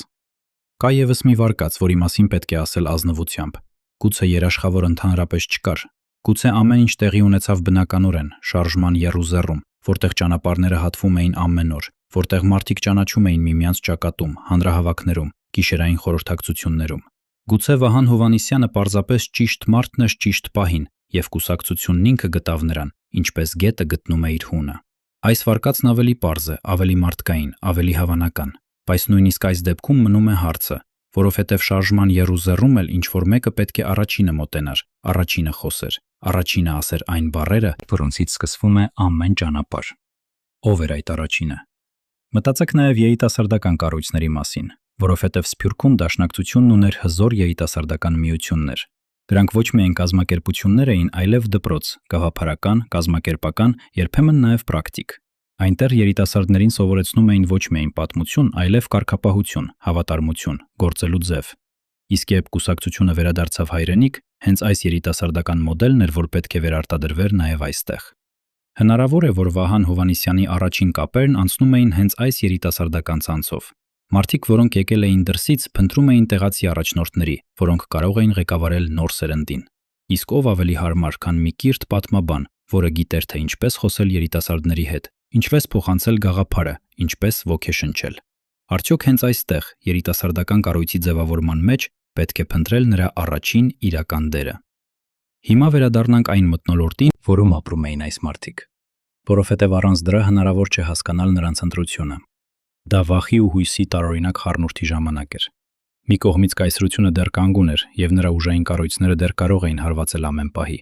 Մյուս կողմից օդում արդեն զգացվում էր փոփոխությունը, եւ մարդիկ, որոնք տասնամյակներ լռել էին, սկսում էին բարձրաձայնել։ Այս մթնոլորտում ընդհատակ մտնելը եւ վտանգ էր, եւ հնարավորություն։ Վտանգ, որովհետև ոչ ոք չգիտեր, թե երբ կփակվի ճեղքը եւ կսկսվեն հալածանքները։ Հնարավորություն, որովհետև առաջինները, որոնք մտնում էին նոր կառույց, դառնում էին նրա հիմնաքարերը։ Վահան Հովհաննիսյանն ընտրեց վտանգը, բայց արդյոք նա ամբողջությամբ հասկանում էր, թե ինչ գին է վճարելու այդ ընտրության համար։ Տեսնում էր նա արդեն այն բանտը, որ սպասում էր իրեն մի քանի տարի անց։ Կամ մի մանրուք, որը հաճախ վրիպում է։ Մարդիկ, որոնք գալիս են գիտությունից քաղաքականություն, բերում են իրենց հետ մի առանձնահատկություն։ Նրանք սովոր են փնտրել ապացույցներ, ստուգել փաստերը, չվստահել առաջին տպավորությանը։ Պատմաբանը հատկապես, որովհետև պատմաբանի ողջ աշխատանքը հենց դա է՝ տարբերել ճշմարտությունը կեղծիքից, փաստը առասպելից, փաստաթուղթը քարոզչությունից։ Իսկ հիմա պատկերացրեք այս մարդուն ընդհատակյա կազմակերպության մեջ, որտեղ ոչինչ չի գրվում, որտեղ ամեն ինչ հիմնված է վստահության, ոչ թե ապացույցի վրա։ Ինչ ներքին պայքար պետք է որ ապրեր նա։ Մի կողմից գիտնականը, որ ուզում էր ստուգել ամեն ինչ, մյուս կողմից պայքարի մարդը, որ պետք է վստահեր առանց ապացույցի։ Արդյոք հենց այս ներքին երկվությունն էր, որ հետագայում նրան դարձրեց այնքան զգույշ, այնքան սկզբունքային, այնքան դժվար կոտրվող։ Իսկ հիմա ամենավտանգավոր հարցը. ինչ եթե նրա առաջին ուղեցույցները ոչ միայն հայրենիքին էին ծառայում։ Ընդհատակյա աշխարհում ոչ ոք ամբողջությամբ մաքուր չէ։ Ամեն մարդ ունի իր շահը, իր օրակարգը, իր կապերը, եւ Սփյուռքից եկած կառույցները նույնպես խաղում էին մեծ խաղ, ոչ միայն հայրենիքի համար, այլև իրենց ազդեցության, իրենց դիրքերի, իրենց ապագայի համար։ Հնարավոր է, որ երիտասարդ Վահանը դարձավ խաղաքար մի շախմատային խաղում, որի ողջ տախտակը նա երբեք չտեսավ։ Հնարավոր է, որ նրա վերելքն ու հետագա անկումը, բանտը, դատավարությունը, մեղադրանքները կապված էին ոչ միայն իշխանության հետ պայքարի, այլև կուսակցության ներսում թաքնված հոսանքների հետ։ Մենք երբեք հաստատ չենք իմանա։ Բայց հենց այս չիմացությունն է, որ պատմությունը դարձնում է այսքան անհանգստացնող։ Եվ ահա այս լրացուցիչ նիտարկումների վերջում պատկերը դառնում է եւ ավելի հարուստ, եւ ավելի մութ։ Մենք տեսնում ենք ոչ թե մեկ պատասխան, այլ մի քանի հնարավոր ճանապարհ, որոնք բոլորն էլ տանում են դեպի նույն մշուշը։ Հայրը եւ նրա այլախոհ շրջապատը։ Սփյուռքի կառույցը եւ նրա անտեսանելի ցուցակները։ Երիտասարդական ցանցը եւ նրա ուղեցույցները։ Շարժման եռուզեռը եւ նրա պատահական, բայց ճակատագրական հանդիպումները։ Բոլորն էլ հնարավոր են, բոլորն էլ թաքնված, եւ բոլորն էլ տանում են դեպի նույն հարցը, որից չենք կարող ազատվել։ Ով էր առաջինը։ Ով բռնեց բռնակը։ Ով ասաց այն բառերը, որոնցից սկսվեց ամեն ինչ։ Արդյոք մենք երբևէ կիմանանք, թե ով կանգնած էր այն դռան մյուս կողմում, որը մի անգամ բացվեց եւ այլևս երբեք չփակվեց։ Վերադառնանք բանտի տարիներին, որովհետև հենց այնտեղ, փակ պատերի ետևում, ձևավորվեց այն մարդը, որին հետագայում ճանաչեց ողջ երկիրը։ Մենք հաճախ խոսում ենք բանտի մասին որպես պատիժ, բայց որոշ մարդկանց համար բանտը դառնում է հայելի։ Այնտեղ, որտեղ վերցված է ամեն ինչ, Ազատությունը, ընտանիքը, սովորական կյանքը մնում է միայն մարդն ինքը, իր համոզմունքների հետ առանձին, եւ հենց այնտեղ է երևում, թե ինչից է նա պատրաստված։ Վահան Հովհաննիսյանը մտավ բանտ որպես կուսակցության գործիչ, դուրս եկավ որպես խորհրդանիշ։ Ինչ տեղի ունեցավ այդ պատերի ետևում, որ սովորական գործչին վերածեց լեգենդի։ Պատկերացրեք 3 տարին, ոչ թե 3 օր, ոչ թե 3 ամիս, այլ 3 երկար տարի անորոշության մեջ։ Ամեն առավոտ նույն պատերը, ամեն գիշեր նույն լռությունը, եւ մտքերը, որոնք չեն հանգստանում։ Մարդ, որը սովոր էր գործել, կռվել, որոշումներ ընդունել, հանկարծ զրկվում է ամեն գործողությունից, մնում է միայն սպասելը։ Իսկ սպասելը թերևս ամենադժվար գործն է աշխարհում, հատկապես երբ չգիտես, թե ինչի է սպասում՝ արդարության, թե եւս մի դատավարության, ազատության, թե նոր մեղադրանքի։ Այս անորոշության մեջ շատ մարդիկ կոտրվել են, բայց ոմանք ընդհակառակը գտել են ներքին ուժ, որի մասին նախկինում չէին էլ կասկածում։ Որտեղից էր գալիս Վահան Հովհաննիսյանի ուժը, թերևս հենց ընտանեկան ժառանգությունից, որովհետև մարդ, որի հայրը երբեք չէր ծնկել, դժվար է, որ ինքը ծնկի։ Մարդ, որը մեծացել էր օջախում, որտեղ սկզբունքը արժեքից վեր էր, դժվար է, որ սկզբունքը վաճառի ազատության դիմաց։ Եվ ահա այստեղ կրկին հնչում է մեր գլխավոր թեման։ Այն, ինչ ուղղորդեց նրա առաջին քայլերը, նույն բանն էր, որ պահեց նրան բանտում՝ ժառանգությունը, արյունը։ Այն անտեսանելի ձեռքը, որը նրան ճանապարհ ցույց տվեց սկզբում, թերևս նույն ձեռքն էր, որ հենարան դարձավ ամենածանր պահին։ Բայց ում ձեռքն էր դա՝ հոր, ուսուցիչների, թե պարզապես այն գաղափարին, որին նա հավատում էր ավելի, քան սեփական ազատությանը։ Իսկ ինչ էր կատարվում նրա ընտանիքում այդ տարիներին, որովհետև բանտում նստած մարդը մենակ չի տառապում, տառապում է ողջ ընտանիքը։ Կինը, որ ամեն օր արթնանում էր չիմանալով, թե երբ կտեսնի ամուսնուն ազատության մեջ, երեխաները, որոնք մեծանում էին հայր ունենալով, բայց հոր ներկայությունից զրկված։ Պատկերացրեք այդ տունը։ Տուն, որտեղ ամեն հեռախոսազանգ կարող էր լուր բերել լավ կամ վատ։ Տուն, որտեղ ամեն դռան թակոց ստիպում էր սիրտը կանգ առնել։ Ահա այն գինը, որը չի երևում պաշտոնական կենսագրության 4 տողերում։ Իսկ ընդհատակյա պայքարի աշխարհում ընտանիքը նաև ամենախոցելի կետն է, որովհետև նրանք, ովքեր ուզում են կոտրել մարդուն, հաճախ չեն դիպչում իրեն, այլ նրա հարազատներին։ Արդյոք Վահան Հովհաննիսյանի ընտանիքը զգաց այդ ճնշումը այն տարիներին, երբ նա ինքը փակ էր պատերի ետևում։ Բայց բանտն ուներ նաև մեկ այլ կողմ, որը շատ բան փոխեց։ Դրսում ազատության մեջ ընթանում էր մի գործընթաց, որը կամաց-կամաց շրջում էր ողջ պատկերը։ Միջազգային դիտորդները հետևում էին, մարդու իրավունքների կազմակերպությունները բարձրաձայնում էին դատավարության թերությունների մասին, արձանագրվում էին փաստաբանների իրավունքների խախտումներ, ճնշման մասին վկայություններ։ Եվ կամաց-կամաց ինչ-որ պահից հանրության ընկալումը սկսեց փոխվել։ Այն, ինչ սկսվել էր որպես ահաբեկչի դատավարություն, գնալով ավելի շատ նմանվում էր քաղաքական հալածանքի։ Իսկ քաղաքական հալածանքը ստեղծում է հենց հակառակ արդյունքը, քան ակնկալում են նրա կազմակերպիչները։ Այն չի ոչնչացնում մարդուն, այն դարձնում է նրան հերոս։ Ինչպես կարող է մի համակարգ, որ ուզում է ոչնչացնել մարդուն, փոխարենը նրան անմահացնել։ Մտածեք այս պարադոքսի մասին ավելի խորը։ Եթե Վահան Հովհաննիսյանին պարզապես թողնեին ազատության մեջ, գուցե նա մնար կուսակցության սովորական գործիչներից մեկը, կիրթ, ընդունակ, բայց ոչ առանձնահատուկ։ Բանտն էր, որ նրան դարձրեց բացառիկ։ Բանտն էր, որ նրա անունը փորագրեց հանրության հիշողության մեջ որպես չծնկած մարդու անուն։ Ճակատագրի ինչ դառը հեգնանք։ Նրանք, ովքեր ուզում էին նրան ջնջել քաղաքական դաշտից, փոխարենը նրան տվեցին այն, ինչ ոչ մի քարոզարշավ չէր կարող տալ՝ սկզբունքի մարդու համբավ։ Իսկ համբավ, որը ձեռք է բերվում տառապանքով, ամենաամուժն է։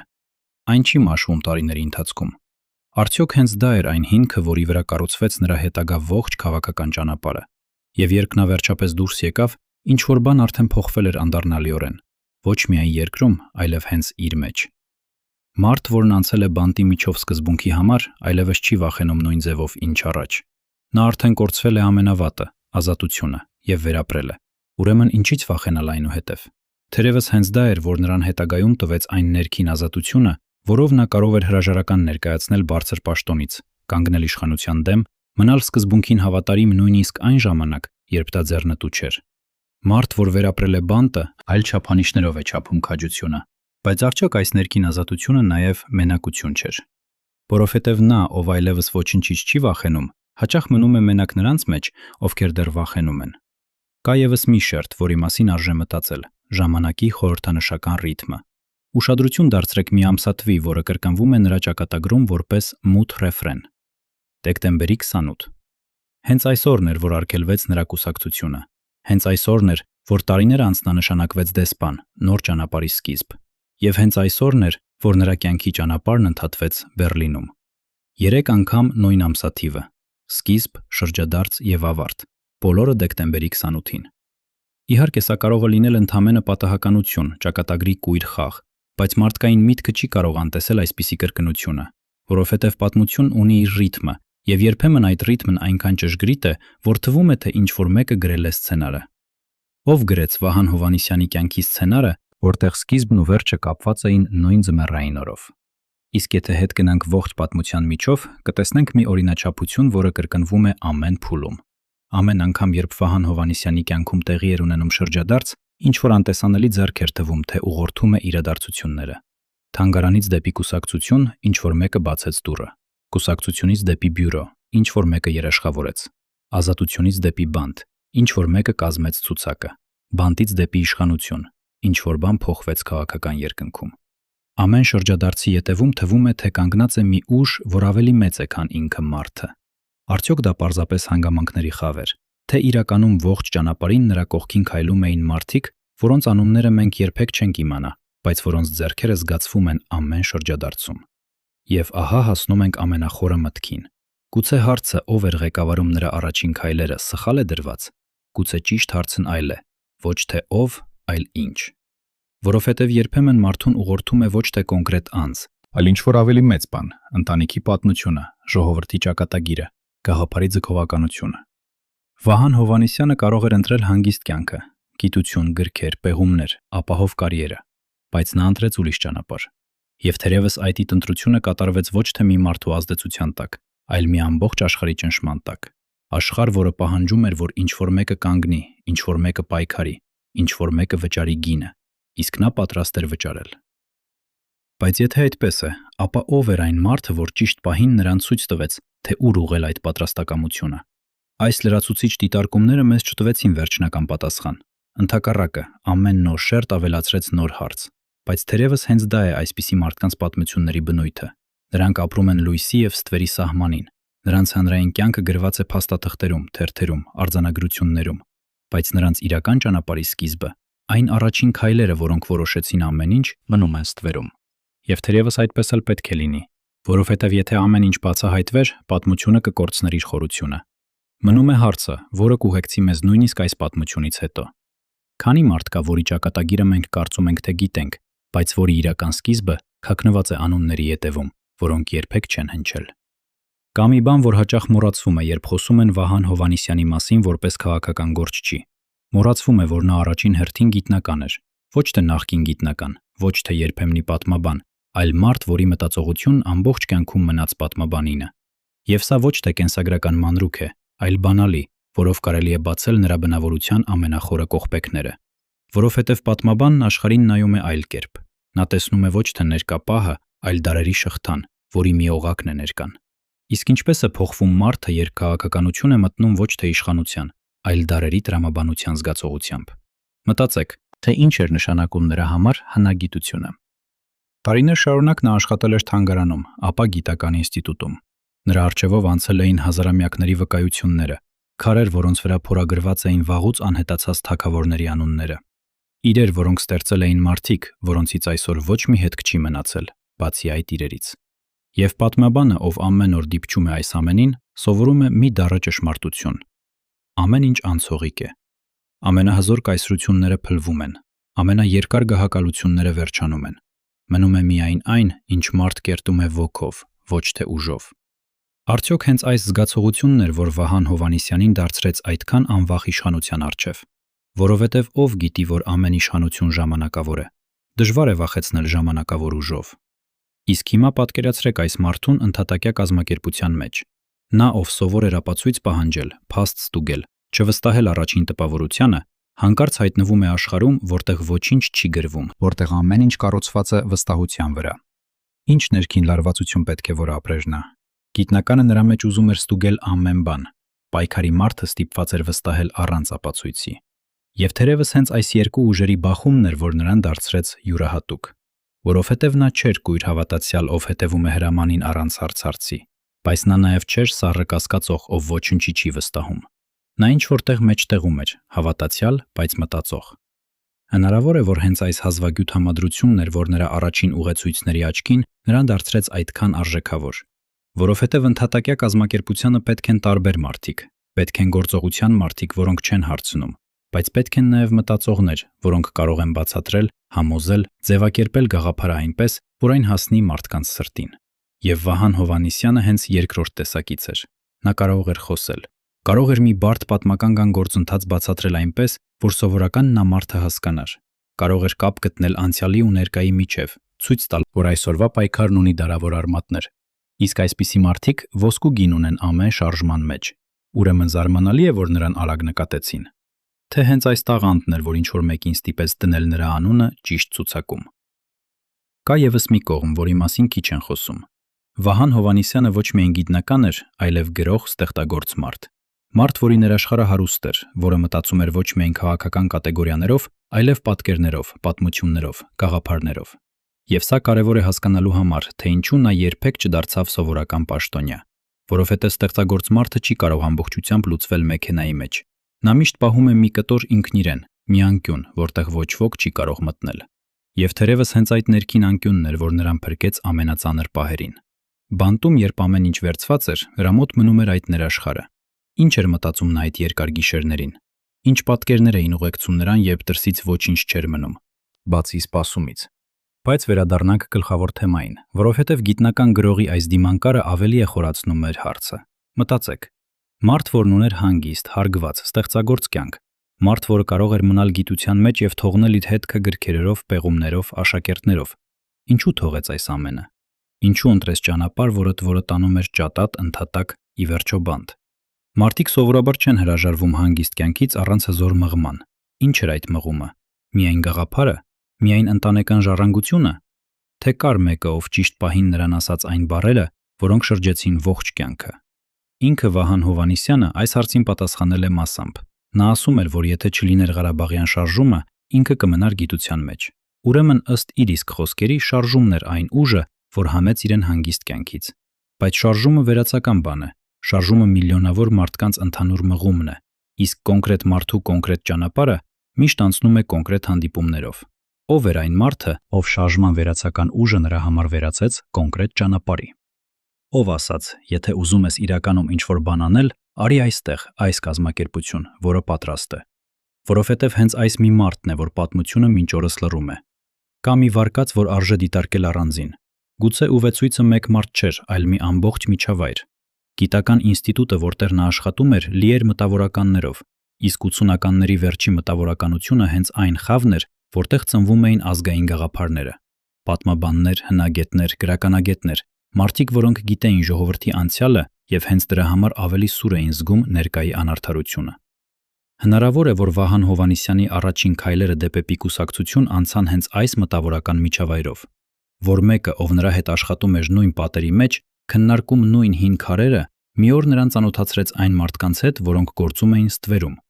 Մտավորականության աշխարհը փոքր է, բոլորը ճանաչում են բոլորին, եւ հենց այս փոքր աշխարհում կարող էր ծնվել այն կապը, որը հետագայում որոշեց ամեն ինչ։ Մտածեք նաեւ այն մասին, թե ինչպես էր նա խոսում մարդկանց հետ։ Նրանք, ովքեր ճանաչում էին նրան, հիշում էին նրա հումորը, սրամտությունը, հմայքը։ Մարդ, ով կարող էր ծանր թեման մատուցել թեթև, ով չէր կորցնում ինքնահեգնանքը նույնիսկ ամենալուրջ պահերին։ Իսկ սա հազվագյուտ հատկություն է քաղաքական աշխարհում, որտեղ շատերը կորցնում են հումորի զգացումը իշխանության ծանրության տակ։ Վահան Հովհաննիսյանը պահեց այն մինչև վերջ, եւ թերևս հենց դա էր, որ նրան դարձրեց համակրելի նույնիսկ հակառակորդների աչքին, որովհետև մարդ, ով կարող է ծիծաղել ինքն իր վրա, դժվար է ատել։ Բայց ինչքան էր այս թեթևության տակ թաքնված ծանրությունը, որքան ուժ էր պետք, որպեսզի մարդ, ով անցել էր ճակատ, բանտ, հալածանք, պահեր ժպիտը։ Եվ ահա հասնում ենք մի մտքի, որը կապում է գիտնականին եւ քաղաքական գործչին։ Պատմաբանը գիտի, որ պատմությունը գրում են հաղթողները, որ արխիվները կարելի է մաքրել, որ անունները կարելի է ջնջել, որ ճշմարտությունը հաճախ թաղվում է փաստաթղթերի տակ, որոնք երբեք չեն հրապարակվում։ Իսկ հիմա պատկերացրեք այս գիտելիքով օժտված մարդուն, որն ինքն է դառնում պատմության մաս։ Արդյոք նա հասկանում էր, որ իր սեփական պատմությունը նույնպես կարող է վերաշարադրվել, մաքրվել, լռեցվել։ Արդյոք հենց դա էր պատճառը, որ նա այդքան քիչ էր խոսում իր առաջին քայլերի մասին, ոչ թե այն պատճառով, որ չէր հիշում, այլ թերևս այն պատճառով, որ որպես պատմաբան նա շատ լավ գիտեր, թե ինչ կարող է լինել, երբ որոշակի անուններ բարձրաձայն հնչեն։ Այս դիտարկումները մեզ տանում են դեպի մի կարևոր եզրակացություն։ Վահան Հովհաննիսյանը պարզ քաղաքական գործիչ չէր, որին կարելի է բացատրել մեկ պատճառով։ Նա բարդ մարդ էր, գիտնական ու պայքարի մարդ, մտածող ու գործող, հավատացյալ ու կասկածող, ստեղծագործ ու կարգապահ։ Եվ հենց այս բարդությունն է, որ նրա առաջին քայլերի հարցը դարձնում է այսքան դժվար։ Որովհետև պարզ մարդուն հեշտ է ուղղորդել, իսկ բարդ մարդուն ուղղորդելու համար պետք է մեկը, ով հասկանում է այդ բարդությունը, ով գիտի, թե ինչպես խոսել եւ գիտնականի եւ պայքարի մարդու հետ։ Ով էր այդքան հմուտ, որ կարողացավ այս բարդ մարդուն տանել ճիշտ ճանապարհով։ Եվ արդյոք այդ հմտությունը նրա բարեկամի, թե նրա ապագա ճակատագիրը ձևավորող ուժի նշանն էր։ Մենք դեռ չունենք պատասխան, բայց ամեն նոր շերտ, որ բացում ենք, ավելի է հստակեցնում հարցը։ Մի գիտնական, որը կարող էր մնալ ստվերում, դարձավ լույսի մարդ։ Մի մտածող, որը կարող էր գրել գրքեր, գրեց իր կյանքը պայքարով։ Մի մարդ, որը գիտեր, թե ինչպես են ջնջվում անունները պատմությունից, ինքն ընտրեց լռել իր սկզբի մասին։ Եվ այս ամենի ետևում մնում է նույն ստվերը, առաջին ձեռքը, որ ցույց տվեց ճանապարհը։ Արդյոք մի օր գիտության մարդիկ, որոնք սովոր են փնտրել ճշմարտությունը փոշու տակ, կգտնեն այն անունը, որը հենց ինքը, պատմաբանը, ընտրեց թաքցնել։ Կա մի շրջան Վահան Հովհաննիսյանի կյանքում, որը դրսից թվում է ամենահանգիստը, բայց որն իրականում թաքցնում էր ամենաբարդ պայքարը։ Խորհրդարանական տարիները։ Բանտից դուրս գալուց հետո, իշխանության փոփոխությունից հետո, նա կամաց-կամաց դարձավ երկրի քաղաքական կյանքի կենտրոնական դեմքերից մեկը, բայց սա այլ պայքար էր, ոչ թե ճակատի, ոչ թե ընդհատակի, այլ բառերի, օրենքների, փաստարկների պայքար։ Եվ թերևս հենց այստեղ խորհրդարանի ամբիոնում ամենից շատ դրսևորվեց այն, ինչ նա կրել էր ողջ կյանքում։ Ինչպես է մի մարդ, ով անցել է զենքի եւ բանտի միջով, սովորում պայքարել միայն խոսքով։ 1999 թվականից նա դարձավ ազգային ժողովի падգամավոր եւ մնաց այնտեղ ավելի քան 1 տասնամյակ։ Բայց նա սովորական падգամավոր չէր, որ նստում է դահլիճում եւ ձայն տալիս հրամանով։ Նա գլխավորեց Պաշտպանության, ազգային անվտանգության եւ ներքին գործերի մշտական հանձնաժողովը։ Մտածեք այս նշանակման իմաստի մասին։ Մարդ, որին մի ժամանակ մեղադրում էին պետական անվտանգության դեմ դավադրության մեջ, այժմ ղեկավարում էր հենց ազգային անվտանգության հարցերը խորհրդարանում։ Ինչ զարմանալի շրջադարձ։ Երեկվա ենթադրյալ դավադիրը դարձավ պետության անվտանգության հարցերի մասնագետ։ Արդյոք սա ճակատագրի հեգնանք էր, թե հենց ապացույց այն բանի, որ նախկին մեղադրանքները երբեք իրական հիմք չունեին։ Իսկ 2003 թվականի հունիսին նա բարձրացավ եւս 1 աստիճան, դարձավ ազգային ժողովի նախագահի տեղակալ, 5 տարի այս պաշտոնում։ Մարդ, ով մի ժամանակ թանգարանում էր կարգավորում հին իրերը, այժմ կարգավորում էր երկրի օրենսդիր մարմնի աշխատանքը։ Բայց ուշադրություն դարձրեք մի բանի։ Ողջ այս վերելքի ընթացքում նա մնում էր ոչ թե իշխող ուժի մարդ, այլ այն կուսակցության ներկայացուցիչ, որը հաճախ քննադատում էր իշխանությունը։ Նա կանգնած էր մի նուրբ սահմանի վրա, եւ համակարգի ներսում, եւ համակարգից անկախ։ Ինչպես է մարդ պահպանում այս հավասարակշռությունը, ինչպես է միաժամանակ լինում իշխանության սեղանի մոտ եւ չդառնում իշխանության մաս, որովհետեւ հենց այստեղ էր նրա սկզբունքայնության իրական փորձությունը։ Ճակատում քաջություն ցույց տալը մի բան է, բանտում չծնկելը մեկ այլ։ Բայց ամենադժվարը թերևս ամեն օր, տարիներ շարունակ իշխանության հարմարավետության մեջ մնալ սկզբունքին հավատարիմ, որովհետև իշխանությունը գայթակղում է կամաց, այն չի կոտրում քեզ մի հարվածով, այն աստիճանաբար սովորեցնում է ճկվել, համաձայնվել, փակել աչքերը։ Եվ շատ մարդիկ, որոնք քաջ էին ճակատում եւ ամուր էին բանտում, կորցրին իրենց հենց իշխանության հարմարության մեջ։ Արդյոք Վահան Հովհաննիսյանը կարողացավ խուսափել այս դանդաղ գայթակղությունից, թե նա էլ վճարեց իր գինը, որի մասին չենք գիտակցում։ Կա եւս մի կողմ, որը նրան տարբերում էր շատ տեղական գործիչներից։ Նրա անունը հայտնի էր սահմաններից դուրս։ Արևմուտքի քաղաքական շրջանակներում նրան ճանաչում եւ հարգում էին։ Նա հաճախ էր ճանապարհորդում, հանդիպում Սփյուռքի համայնքների հետ, ներկայացնում երկիրը միջազգային հարթակներում։ Նա գլխավորում էր խորհրդարանական պատվիրակությունը Պաշտպանական դաշինքի խորհրդարանական վեհաժողովում։ Նա մասնակցում էր ձախ կենտրոնամետ ուժերի համաշխարհային միավորման աշխատանքին, որի անդամ էր նրա կուսակցությունը երկար տասնամյակներ։ Ուրեմն դեռ նախքան պաշտոնապես դառնալ դեսպան, նա արդեն դիվանագետ էր։ Մարդ, որ գիտեր, թե ինչպես խոսել տարբեր մշակույթների, տարբեր ուժերի, տարբեր շահերի ներկայացուցիչների հետ։ Որտեղից էր այս միջազգային հմտությունը մարդու մոտ, ով սկսել էր որպես տեղական թանգարանի գիտնական։ Եվ ահա այստեղ կրկին հայտնվում է Սփյուռքի թելը։ որովհետև Վահան Հովհաննիսյանի միջազգային կապերը պատահական չէին։ Նրա կուսակցությունն ուներ համաշխարհային կառույց, համայնքներ տասնյակ երկրներում, կապեր միջազգային կազմակերպությունների հետ, փորձ, որ կուտակվել էր 1 տարի ընթացքում։ Եվ Վահան Հովհաննիսյանը, դառնալով այս կուսակցության առաջատար դեմքերից մեկը, ժառանգեց նաև այս ողջ ցանցը։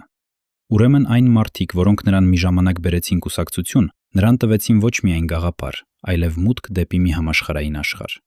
Արդյոք հենց այս ապագա հնարավորությունն էին տեսնում նրա առաջին ուղեցույցները, երբ ընտրեցին հենց նրան։ Արդյոք նրանք գիտեին, որ այս կիրթ, լեզուներ իմացող, հմայիչ պատմաբանը մի օր կարող է դառնալ կուսակցության դեմքը միջազգային ասպարեզում։ Մի արտասահմանյան դիվանագիտական փաստաթուղթ, որը հետագայում հրապարակվեց, նրան բնութագրում էր որպես ամենահամակրելի դեմքերից մեկը հայ քաղաքական գործիչների շարքում։ Մտածեք այս գնահատականի մասին, ոչ թե ամենահզորը, ոչ թե ամենաազդեցիկը, այլ ամենահամակրելին։ Սա շատ բան է ասում մարդու մասին, որովհետև համակրանքը չի գնվում, այն ծնվում է մարդու իրական որակներից, ազնվությունից, խելքից, հումորից, ներքին արժանապատվությունից։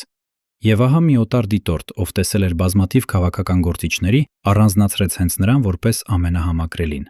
Ինչ էր այն, որ նրան դարձնում էր այդքան համակրելի, նույնիսկ օտարների աչքին։ Եվ արդյոք հենց այս համակրանքն էր նրա ամենամեծ քաղաքական զենքը, ավելի հզոր, քան ցանկացած պաշտոն։ Բայց վերադառնանք ներքին պայքարին, որովհետև խորհրդարանական տարիները ունեին նաև մութ կողմ։ Մարդ, ով ներկայացնում էր ընդդիմադիր ոգին, բայց աշխատում էր համակարգի ներսում, անխուսափելիորեն հայտնվում էր երկու կրակի արանքում։ Մի կողմից իշխանությունը, որը նրան երբեք ամբողջությամբ չէր վստահում, որը հիշում էր նրա անցյալը, որը գիտեր, որ նա կարող է ամեն պահի կանգնել իր դեմ։ Մյուս կողմից սեփական կուսակցության շարքերը, որտեղ նույնպես կային տարբեր հոսանքներ, տարբեր շահեր, տարբեր տեսլականներ։ Եվ այս երկու ճնշման արանքում Վահան Հովհաննիսյանը պետք է գտներ իր ճանապարհը։ Ինչքան մենակություն կա այսպիսի դիրքում, որքան ուժ է պետք, որպեսզի մնաս ինքդ քեզ, երբ երկու կողմից էլ ճնշում են։ Կա մի մանրուք, որը շատ բան բացատրում է։ Չնայած ողջ իր փորձին, ողջ իր կապերին, ողջ իր հեղինակությանը, Վահան Հովհաննիսյանը երբեք չդարձավ երկրի առաջին դեմքը։ Նա միշտ մնաց երկրորդ շարքում, ազդեցիկ, հարգված, բայց ոչ գահին։ Եվ սա կարող է լինել պատահականություն, բայց կարող է լինել նաև ընտրություն, որովհետև մարդ, ով չի ձգտում առաջին դեջին դերին, հաճախ ավելի ազատ է, քան նա, ով ձգտում է։ Նա կարող է խոսել ճշմարտությունը, որովհետև չունի կորցնելու գահ։ Նա կարող է մնալ սկզբունքին հավատարիմ, որովհետև սկզբունքն իր համար ավելի թանկ է, քան իշխանությունը։ Արդյոք Վահան Հովհաննիսյանը գիտակցաբար ընտրեց երկրորդ շարքը, թե ինչ որ ուժ, ինչ որ թաքնված ձեռք միշտ նրան պահում էր հենց այնտեղ, բավական բարձր, որպեսզի լսելի լիներ, բայց երբեք բավական բարձր, որպեսզի դառնար գլխավորը։ Եվ այստեղ կրկին հնչում է մեր անդադար հարցը,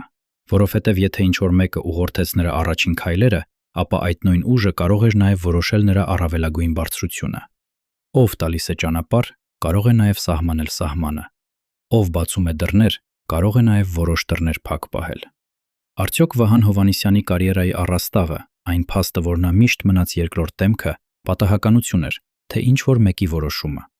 Մենք երբեք հաստատ չենք իմանա, բայց հենց այս չիմացությունն է, որ նրա պատմությունը դարձնում է այսքան խորը։ Խորհրդարանական տարիների այս դիմանկարը ավելացնում է նոր շերտ մեր հանելուկին։ Մենք տեսնում ենք մի մարդու, ով դարձավ պետական գործիչ, միջազգային դեմք, հարգված դիվանագետ, դեռ նախքան դիվանագիտությունը։ Բայց մենք տեսնում ենք նաև մի մարդու, ով միշտ մնաց երկրորդ շարքում, միշտ կանգնած էր երկու ճնշման արանքում, միշտ պահում էր սկզբունքը այն գնով, որը երևում էր միայն իրեն։ Եվ այս ամենի ետևում մնում է նույն ստվերը. ով բացեց առաջին դուռը, ով սահմանեց վերջին սահմանը։ Եվ արդյոք դրանք նույն ձեռքերն էին, որոնք մի ամբողջ կյանք առաջնորդեցին այս մարդուն ճանապարհով, որը նա կարծում էր, թե ինքն է ընտրել։ Կա մի պահ ամեն մարդու կյանքում, երբ նա պետք է ընտրի՝ պաշտոն, թե սկզբունք։ Շատերի համար այս ընտրությունը երբեք չի գալիս բացահայտ ձևով, բայց Վահան Հովհաննիսյանի համար այն եկավ, պարզ, դաժան, անխուսափելի, 2008 թվականի փետրվարին։ Եվ այն, ինչ նա ընտրեց այդ պահին, թերևս ավելի շատ բան է ասում նրա մասին, քան ողջ նախորդ կենսագրությունը, որովհետև հեշտ է լինել սկզբունքային, երբ դա ոչինչ չարժե։ Դժվարը սկզբունքն է, երբ դրա գինը բարձր պաշտոնն է։ Ինչ արեց նա, երբ եկավ ընտրության պահը։ Այդ տարվա նախագահական ընտրություններում նա առաջադրվեց որպես իր կուսակցության թեկնածու, մարդ, որը երբեք չէր ձգտել առաջին դերին, հանկարծ կանգնեց ողջ ժողովրդի առջև որպես երկրի ղեկավարության հավակնորդ։ Ինչու։ Ոչ թե այն պատճառով, որ հավատում էր հաղթանակին։ Ձայների արդյունքը մոտ 6.2%, ցույց է տալիս, որ նա ինքն էլ չէր սպասում գահի։ Ուրեմն ինչու առաջադրվեց։ Թերևս այն պատճառով, որ ընտրությունները նրա համար ոչ թե իշխանության հասնելու միջոց էին, այլ դիրքորոշման հայտարարություն, հնարավորություն բարձրաձայնելու այն, ինչին հավատում էր։ Բայց արդյոք նա գիտակցում էր, թե ինչ ճգնաժամի մեջ է մտնելու երկիրը ընտրություններից անմիջապես հետո, որովհետև այդ ընտրությունները դարձան երկրի նորագույն պատմության ամենացավոտ էջերից մեկը։ Արդյունքները վիճարկվեցին, փողոցում մարդիկ էին, լարվածությունը հասավ եզրին, եւ վերջում եկավ ողբերգական զարգացում, որի մասին մինչ օրս խոսում են ցավով։ Հենց այս լարված ճգնաժամային պահին Վահան Հովհաննիսյանը կայացրեց իր որոշումը։ Փետրվարի 21-ին ընտրությունների արդյունքների հետ իր անհամաձայնության պատճառով նա հրաժարական ներկայացրեց ազգային ժողովի նախագահի տեղակալի բարձր պաշտոնից։ Հասկանաք, թե ինչ էր սա նշանակում։ Մարդ, որ տարիներ շարունակ բարձրանում էր աստիճան առ աստիճան, հանուն սկզբունքի թողեց այն ամենը, ինչ կառուցել էր։ Քանի քաղաքական գործիչ կաներ նույն բանը նրա փոխարեն։ Կանգ առնենք այս հրաժարականի վրա ավելի երկար, որովհետև այն ավելի շատ բան է բացահայտում, քան թվում է առաջին հայացածից։ Այդ պահին նա ուներ ամեն ինչ՝ բարձր պաշտոն, ազդեցություն, ապահով դիրք համակարգի ներսում։ Բավական էր լռել, փակել աչքերը ընդունել արդյունքները եւ ամեն ինչ կմնար իր տեղում, բայց նա չլռեց։ Նա ընտրեց հեռանալ, եւ այս ընտրությունը գալիս էր հենց այնտեղից, որտեղ սկսվել էր ողջ նրա ճանապարհը, ընտանեկան ժառանգությունից, որ սովորեցնում էր չծնկել, հոր օրինակից, որ երբեք չէր համակերպվել, տաղափարից, որին նա հավատում էր ավելի, քան սեփական կարիերային։ Ուրեմն տեսնում է, թե ինչպես է ամեն ինչ վերադառնում սկզբին։ Այն, ինչ ուղղորդեց նրա առաջին քայլերը, նույն բանն էր, որ թելադրեց նրա ամենադժվար որոշումը 30 տարի անց։ Բայց ամեն սկզբունք ունի գին, եւ Վահան Հովհաննիսյանի սկզբունքայնության գինը թերևս մենակությունն էր։ Որովհետև մարդ, ով միշտ ընտրում է սկզբունքը պաշտոնի փոխարեն, աստիճանաբար մնում է մենակ։ Նրա շուրջ նոսրանում են այն մարդիկ, որոնք նախընտրում են հարմարությունը, մնում են միայն նրանք, ովքեր կիսում են նույն արժեքները, իսկ նրանք միշտ քիչ են։ Արդյոք Վահան Հովհաննիսյանը զգում էր այս մենակությունը։ Արդյոք նա շրջապատված մարդկանցով, հարգանքով, համակրանքով ներքուստ ապրում էր այն մենակությունը, որը հատուկ է բոլոր նրանց, ովքեր չեն ճկվում։ Հումորը, որով նա հայտնի էր, թերևս հենց այս մենակության դիմակն էր, որովհետև ծիծաղը հաճախ ամենախոր տխրության պատյանն է։ Մտածեք նաև այն մասին, թե ինչպես փոխվեց երկիրը այս ընտրություններից հետո։ Քաղաքական ճգնաժամը խորը հետք թողեց, հասարակությունը պառակտվեց, վստահությունն իշխանության հանդեպ խախտվեց, եւ այս ամենի մեջ Վահան Հովհաննիսյանի հրաժարականը մնաց որպես հազվագյուտ օրինակ, մարդու, ով ընտրեց արժանապատվությունը հարմարության փոխարեն։ Բայց արդյոք այս օրինակը փոխեց ինչ-որ բան։ Արդյոք այն ոգեշնչեց ուրիշներին, թե մնաց որպես միայնակ ժեստ մի աշխարհում, որը վաղուց սովորել էր այլ կանոններով խավալ։ Պատմությունը հաճախ դաժան է այսպիսի ժեստերի հանդեպ։ Այն հիշում է հաղթողներին, ոչ թե նրանց, ովքեր ընտրեցին հեռանալ սկզբունքի համար։ Կա ևս մի շերտ, որ արժե դիտարկել։ Հրաժարականից հետո Վահան Հովհաննիսյանը չհեռացավ քաղաքականությունից։ Նա մնաց կուսակցության բյուրոյի անդամ, շարունակեց падգամավորական գործունեությունը։ Ուրեմն դա փախուստ չէր, հանձնվելու նշան չէր։ Դա դիրքորոշում էր։ Նա հեռացավ կոնկրետ պաշտոնից, բայց ոչ պայքարից, եւ սա կարևոր տարբերություն է, որովհետև շատ մարդիկ ճգնաժամի պահին կամ ամբողջությամբ լքում են ասպարեզը, կամ ամբողջությամբ ճկվում են։ Իսկ Վահան Հովհաննիսյանը գտավ երրորդ ճանապարհը՝ հեռանալ պաշտոնից, բայց մնալ պայքարում, հրաժարվել արտոնությունից, բայց պահել սկզբունքը։ Որտեղից էր այս ներքին հստակությունը։ Ինչպես գիտեր նա, թե որտեղ է սահմանը հանձնվելու եւ համառելու միջև։ Թերևս հենց բանտն էր նրան սովորեցրել այս հստակությունը։ Մարդ, որ վերապրել է ամենավատը, ազատության կորուստը, այլ չափանիշներով է չափում կորուստները։ Պաշտոնի կորուստը որքան էլ ցավոտ լինի, ոչինչ է ազատության կորուստի համեմատ։ Եվ թերևս հենց դա էր, որ նրան տվեց ուժ հրաժարվել առանց վախի, որովհետև նա արդեն գիտեր, որ կարող է վերապրել ամեն ինչ։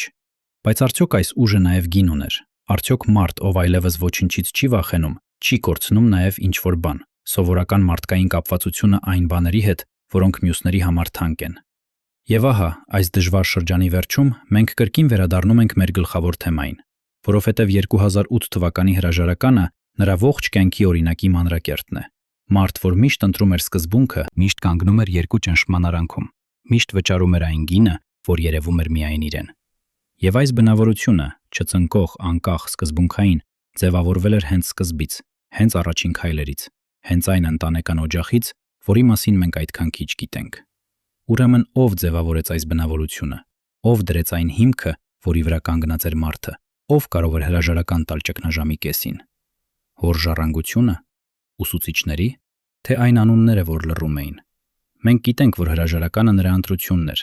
բայց ընտրությունը երբեք դատարկ տեղում չի ծնվում։ Այն աճում է այն հողի վրա, որը պատրաստվել է տարիների, տասնամյակների ընթացքում։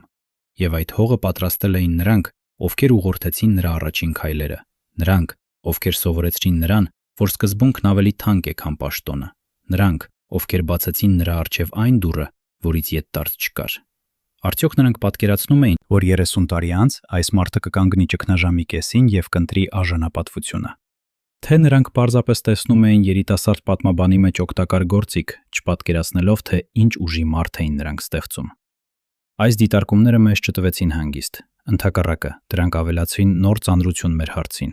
որովհետև որքան շատ ենք իմանում Վահան Հովհաննիսյանի սկզբունքայնության մասին, այնքան ավելի ենք ուզում հասկանալ, թե որտեղից է այն եկել։ Մի մարդ, որ կարող է հրաժարվել ամեն ինչից սկզբունքի համար, պատահաբար չի ձևավորվում։ Ինչ-որ մեկը, ինչ-որ բան, ինչ-որ ուժ կերտել է այս բնավորությունը, եւ հենց այդ կերտողն է, որ մնում է ստվերում, անանուն, լուռ։ Արդյոք երբևէ կբացվի այն դուռը, որի ետևում թաքնված է պատասխանը, ով կանգնեցրեց այս մարդուն ճանապարհի վրա, որը տանում էր եւ դեպի մեծություն, եւ դեպի մենակություն։ Ամեն մարդ իր ետևից թողնում է երկու բան՝ այն, ինչ արել է, եւ այն, ինչ ոգեշնչել է ուրիշներին անել։ Առաջինը երևում է փաստաթղթերում, պաշտոններում, որոշումներում։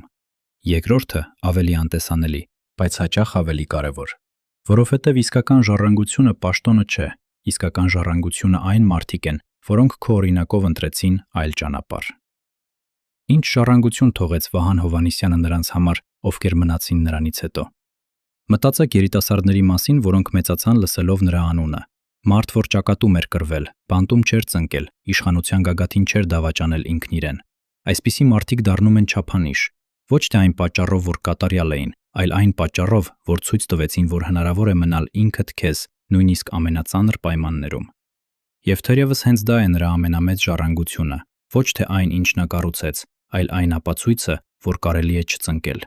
Բայց արդյոք այս ապացույցը հասավ նրանց, ում պետք էր։ Արդյոք երիտասարդ սերունդը, որ եկավ նրանից հետո, սովորեց այս դասը, թե այն կորավ նոր ժամանակների աղմուկում։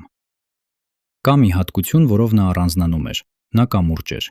Կամուրջ անցյալի եւ ներկայի միջև, որպես պատմաբան, ով գիտե ժողովրդի արմատները։ Կամուրջ հայրենիքի եւ սփյուռքի միջև, որպես մարդ, ով հասկանում էր երկու աշխարհն էլ։ Կամուրջ գիտության եւ քաղաքականության միջև, որպես մտածող, ով դարձավ գործիչ։ Կամուրջ ընդհատակի եւ խորհրդարանի միջև, որպես մարդ, ով անցել էր երկուսի միջով։ Իսկ կամուրջ լինելը ծանր ճակատագիր է, որովհետեւ կամուրջի վրայով անցնում են բոլորը, բայց ոչ ոք չի կանգնում նրա վրա ապրելու։ Կամուրջը միշտ մի փոքր մենակ է, երկու ափի արանքում, ոչ մեկին ամբողջությամբ չպատկանող։ Արդյոք Վահան Հովհաննիսյանը զգում էր այս կամուրջի մենակությունը։ Եվ հենց այս կամուրջ լինելու հատկությունն է, որ վերադարձնում է մեզ դեպի մեր գլխավոր հարցը։ Որովհետև ով դարձավ կամուրջ, պետք է որ ինչ-որ մեկը կանգնեցրած լիներ նրան երկու ափի արանքում։ Ով ընտրեց հենց այս մարդուն, տեղացի եւ սփյուռքին հարազատ, գիտնական եւ պայքարի ընդունակ, մտածող եւ գործող, որպես կապ երկու աշխարհների միջև։ Որովհետև կամուրջ պատահաբար չի կառուցվում։ Ինչ որ ինժեներ ընտրում է հենց այն տեղը, որտեղ երկու ափն ամենամոտ են։ Ով էր այն ինժեները, որ Վահան Հովհաննիսյանի մեջ տեսավ կատարյալ կամուրջ եւ կանգնեցրեց նրան հենց այնտեղ, որտեղ հայրենիքն ու սփյուռքը հանդիպում էին։ Հիմա հավաքենք բոլոր վարկածները միասին, ինչպես պատմաբանը հավաքում է ապացույցները մի գործում, որի վերջնական պատասխանը մնում է անհայտ։ Առաջին վարկածը՝ հայրը, դիսիդենտ, ազգային արժանապատվության պաշտպան, մարդ, որի շրջապատը կարող էր ունենալ կապեր կուսակցության հետ։ Ըստ այս վարկածի Վահան Հովհաննիսյանի ճանապարհը սկսվեց հոր խոհանոցում, հոր ընկերների խոսակցություններում, հոր ժառանգության մեջ։ Երկրորդ վարկածը՝ սփյուռքի կառույցը։ Փորձառու, կազմակերպված, փնտրող տեղացի կամուրջներ։ Ըստ այս վարկածի ինչ որ դեմք, որ եկել էր դրսից, նկատեց երիտասարդ պատմաբանին եւ դրեց նրա անունը վստահելիների ցուցակում։ Որ վարկածն է ճշմարիտը, թե ճշմարտությունը երկուսի խառնուրդն է։ Երրորդ վարկածը՝ մտավորական միջավայրը։ Գիտական ինստիտուտը, որտեղ նա աշխատում էր, լի էր մարդկանցով, որոնք գիտեին ժողովրդի անցյալը եւ սուր էին զգում ներկայի անարդարությունը։ Ըստ այս վարկածի կապը ծնվեց հենց այս մտավորական աշխարհում, մի գործընկերոջ, մի ծանոթի, մի զրույցի միջոցով։ Չորրորդ վարկածը՝ շարժման եռուզեռը։ Ոչ մի կոնկրետ ուղեցույց, այլ պարզապես ճակատագրական հանդիպումներ, հանրահավաքների, գիշերային խորհրդակցությունների, ճակատի ընդհանուր փորձի մեջ։ Ըստ այս վարկածի Վահան Հովհաննիսյանը պարզապես ճիշտ մարդն էր ճիշտ պահին, եւ կուսակցություն ինքը գտավ նրան, ինչպես գետը գտնում է իր հունը։ 4 վարկած, 4 հնարավոր ճանապարհ, եւ բոլորն էլ տանում են դեպի նույն մշուշը։ Իսկ կա 5-րդ վարկած, ամենաանհանգստացնողը։ Ըստ դրա հարցն ինքնին սխալ է դրված, ոչ թե ով, այլ ինչ ուղղորդեց նրան։ Որովհետև երբեմն մարդուն առաջնորդում է ոչ թե անձ, այլ ավելի մեծ ուժ, ժողովրդի ճակատագիրը, պատմության տրամաբանությունը, գաղափարի ձգողականությունը։ Ըստ այս վարկածի Վահան Հովհաննիսյանը կարող էր ընտրել հանգիստ կյանքը, բայց պատմությունը պահանջում էր, որ ինչ-որ մեկը կանգնի, եւ նա պատասխանեց այդ կանչին։ Բայց նույնիսկ այս դեպքում մնում է հարցը, որովհետև պատմության կանչը էլ ինչ-որ մեկի ձայնով է հնչում։ Ում ձայնով հնչեց այն Վահան Հովհաննիսյանի համար։ Տեսնում եք, թե ինչպես ամեն վարկած ավելացնում է նոր շերտ, բայց ոչ մեկը չի տալիս վերջնական պատասխան։ Եվ թերևս հենց դա է ճշմարտությունը, որ վերջնական պատասխան չկա, որ Վահան Հովհաննիսյանի առաջին քայլերը ձևավորվեցին բոլոր այս ուժերի համադրությունից, հորժառանգությունից, սփյունից, սփյուռքի կառույցից, մտավորական միջավայրից, շարժման եռուզեռից, պատմության կանչից։ Ոչ թե մեկ ձեռք, այլ բազմաթիվ ձեռքեր, որոնք միասին տարան երիտասարդ պատմաբանին ստվերից դեպի լույս, գիտությունից դեպի պայքար, հանգիստ կյանքից դեպի ճակատագիր։ Բայց եթե այդպես է, ապա ինչու է այս սկիզբը մնում այսքան մշուշոտ։ Ինչու ոչ ոք երբեք բացահայտ չպատմեց, թե ինչպես տեղի ունեցավ ամեն ինչ։ Թերևս պատասխանը հենց ընդհատակյա պայքարի բնույթի մեջ է, որովհետև ընդհատակը հիշողություն չի թողնում փաստաթղթերում, այն ապրում է միայն մարդկանց մտքում, իսկ մարդիկ հեռանում են, եւ նրանց հետ հեռանում են անունները, հանդիպումները, ճշմարտությունը։ Վահան Հովհաննիսյանն ինքը որպես պատմաբան շատ լավ գիտեր սա։ Նա գիտեր, որ որոշ բաներ ավելի լավ է չգրել, որ որոշ անուններ ավելի լավ է չհնչեցնել, որ որոշ դռներ ավելի լավ է փակ պահել, եւ թերևս հենց դա էր նրա վերջին ամենահանգիստ ընտրությունը՝ թույլ տալ, որ իր սեփական պատմության սկիզբը մնա ստվերում, ինչպես այն 5 հավաքակրթությունները, որոնց պեղումներով նա զբաղվել էր երիտասարդ տարիներին։ Եվ ահա մենք կանգնած ենք մի դառը գիտակցության առջև։ Մարդ, որի ողջ կյանքը նվիրված էր ճշմարտության պաշտպանությանը, թողեց իր սեփական սկզբի ճշմարտությունը թաղված։ Մարդ, որ պատմաբան էր, դարձավ իր սեփական պատմության ամենափակ էջը։ Արդյոք սա պատահականություն էր, թե գիտակցված ընտրություն։ Արդյոք նա պարզապես չէր հիշում, թե ով կանգնեցրեց իրեն ճանապարհի վրա, թե նա հիշում էր շատ լավ, բայց ընտրեց լռել, պաշտպանելով անունները, որոնք երբեք չպետք է հնչեին։ Մենք երբեք հաստատ չենք իմանա, բայց հենց այս չիմացությունն է, որ նրա պատմությունը դարձնում է ոչ թե ավարտված կենսագրություն, այլ բաց հարց, որը կուղեկցի մեզ դեռ երկար։ Ուրեմն, նախքան վերջին գլուխը, եկեք պահենք այս հարցը մեր մտքում, ոչ թե որպես հանելուկ, որ պետք է լուծել, այլ որպես հայելի, որ ցույց է տալիս մի ավելի ընդհանուր ճշմարտություն, որ ամեն մեծ կյանքի սկիզբ թաքնված է ստվերում, որ ամեն մարդու ետևում կանգնած են ուրիշներ, որոնց անունները մենք երբեք չենք իմանա, որ պատմությունը, որ մենք կարծում ենք, թե գիտենք, միշտ ունի մի թաքնված շերտ, որ լռում է։ Իսկ Վահան Հովհաննիսյանի դեպքում այս թաքնված շերտը հենց սկիզբն է, այն առաջին քայլերը, որոնք որոշեցին ամեն ինչ, բայց որոնց ճշմարիտ ճարտարապետը մնում է անանուն։ Արդյոք գալու է մի օր, երբ այս ստվերը կլուսավորվի, թե այն ընդմիշտ կմնա թաղված այն փոշու տակ, որը ինքը, պատմաբանը, այնքան լավ գիտեր, ինչպես պահպանել, կամ մի փորձություն, որ չի ստի, ճակատը։ Այնտեղ, որտեղ ամեն օր կարող է վերջինը լինել, մարդը երևում է այնպիսին, ինչպիսին իրականում է։ Չկա դիմակ, չկա ճարտարխոսք, չկա պաշտոն, որ թաքցնի ճշմարտությունը։ Կա միայն ցուրտը, վախը, հոգնածությունը եւ ընտրությունը, մնալ թե փախչել։ Վահան Հովհաննիսյանն անցավ այս փորձության միջով։ 1990-ից մինչև 92 թվականը նա մասնակցեց Արցախի ազատագրական պայքարին։ Ոչ թե հեռվից, ոչ թե թղթի վրա, այլ այնտեղ, որտեղ որոշվում էր ամեն ինչ։ Ինչ տեսավ նա այդ տարիներին, որ հետագայում երբեք բարձրաձայն չպատմեց։ Պատկերացրեք լեռնային գիշերը, ցուրտ, որ թափանցում է ոսկորների մեջ, աստղեր, որոնք ձմռանը ավելի սառն են թվում, քան ամռանը, եւ մարդիկ, որոնք նստած են կրակի շուրջ, չիմանալով, թե քանիսը կտեսնեն առավոտը։ Այս մարդկանց մեջ էր մի պատմաբան, որը մի քանի տարի առաջ դեռ նստած էր գրադարանում, ուսումնասիրելով 5 քաղաքակրթությունների անկումը, իսկ հիմա նա ինքն էր պատմության մաս, ոչ թե դիտորդ։ Ինչ տարօրինակ անցում։ Մարդ, որ սովոր էր կարդալ պատերազմների մասին գրքերում, հանկարծ հայտնվեց հենց պատերազմի մեջ, եւ թերևս հենց այստեղ նա հասկացավ մի բան, որ ոչ մի գիրք չէր կարող սովորեցնել, որ պատմությունը գրքերի մեջ չէ, Պատմությունը հենց այս ցուրտ գիշերներն են, այս դեմքերը, այս ընտրությունները։ Ճակատը նրան փոխեց, ինչպես փոխում է բոլորին, բայց նրա դեպքում փոփոխությունն ուներ առանձնահատկություն, որովհետև նա ճակատ եկավ արդեն գաղափարով։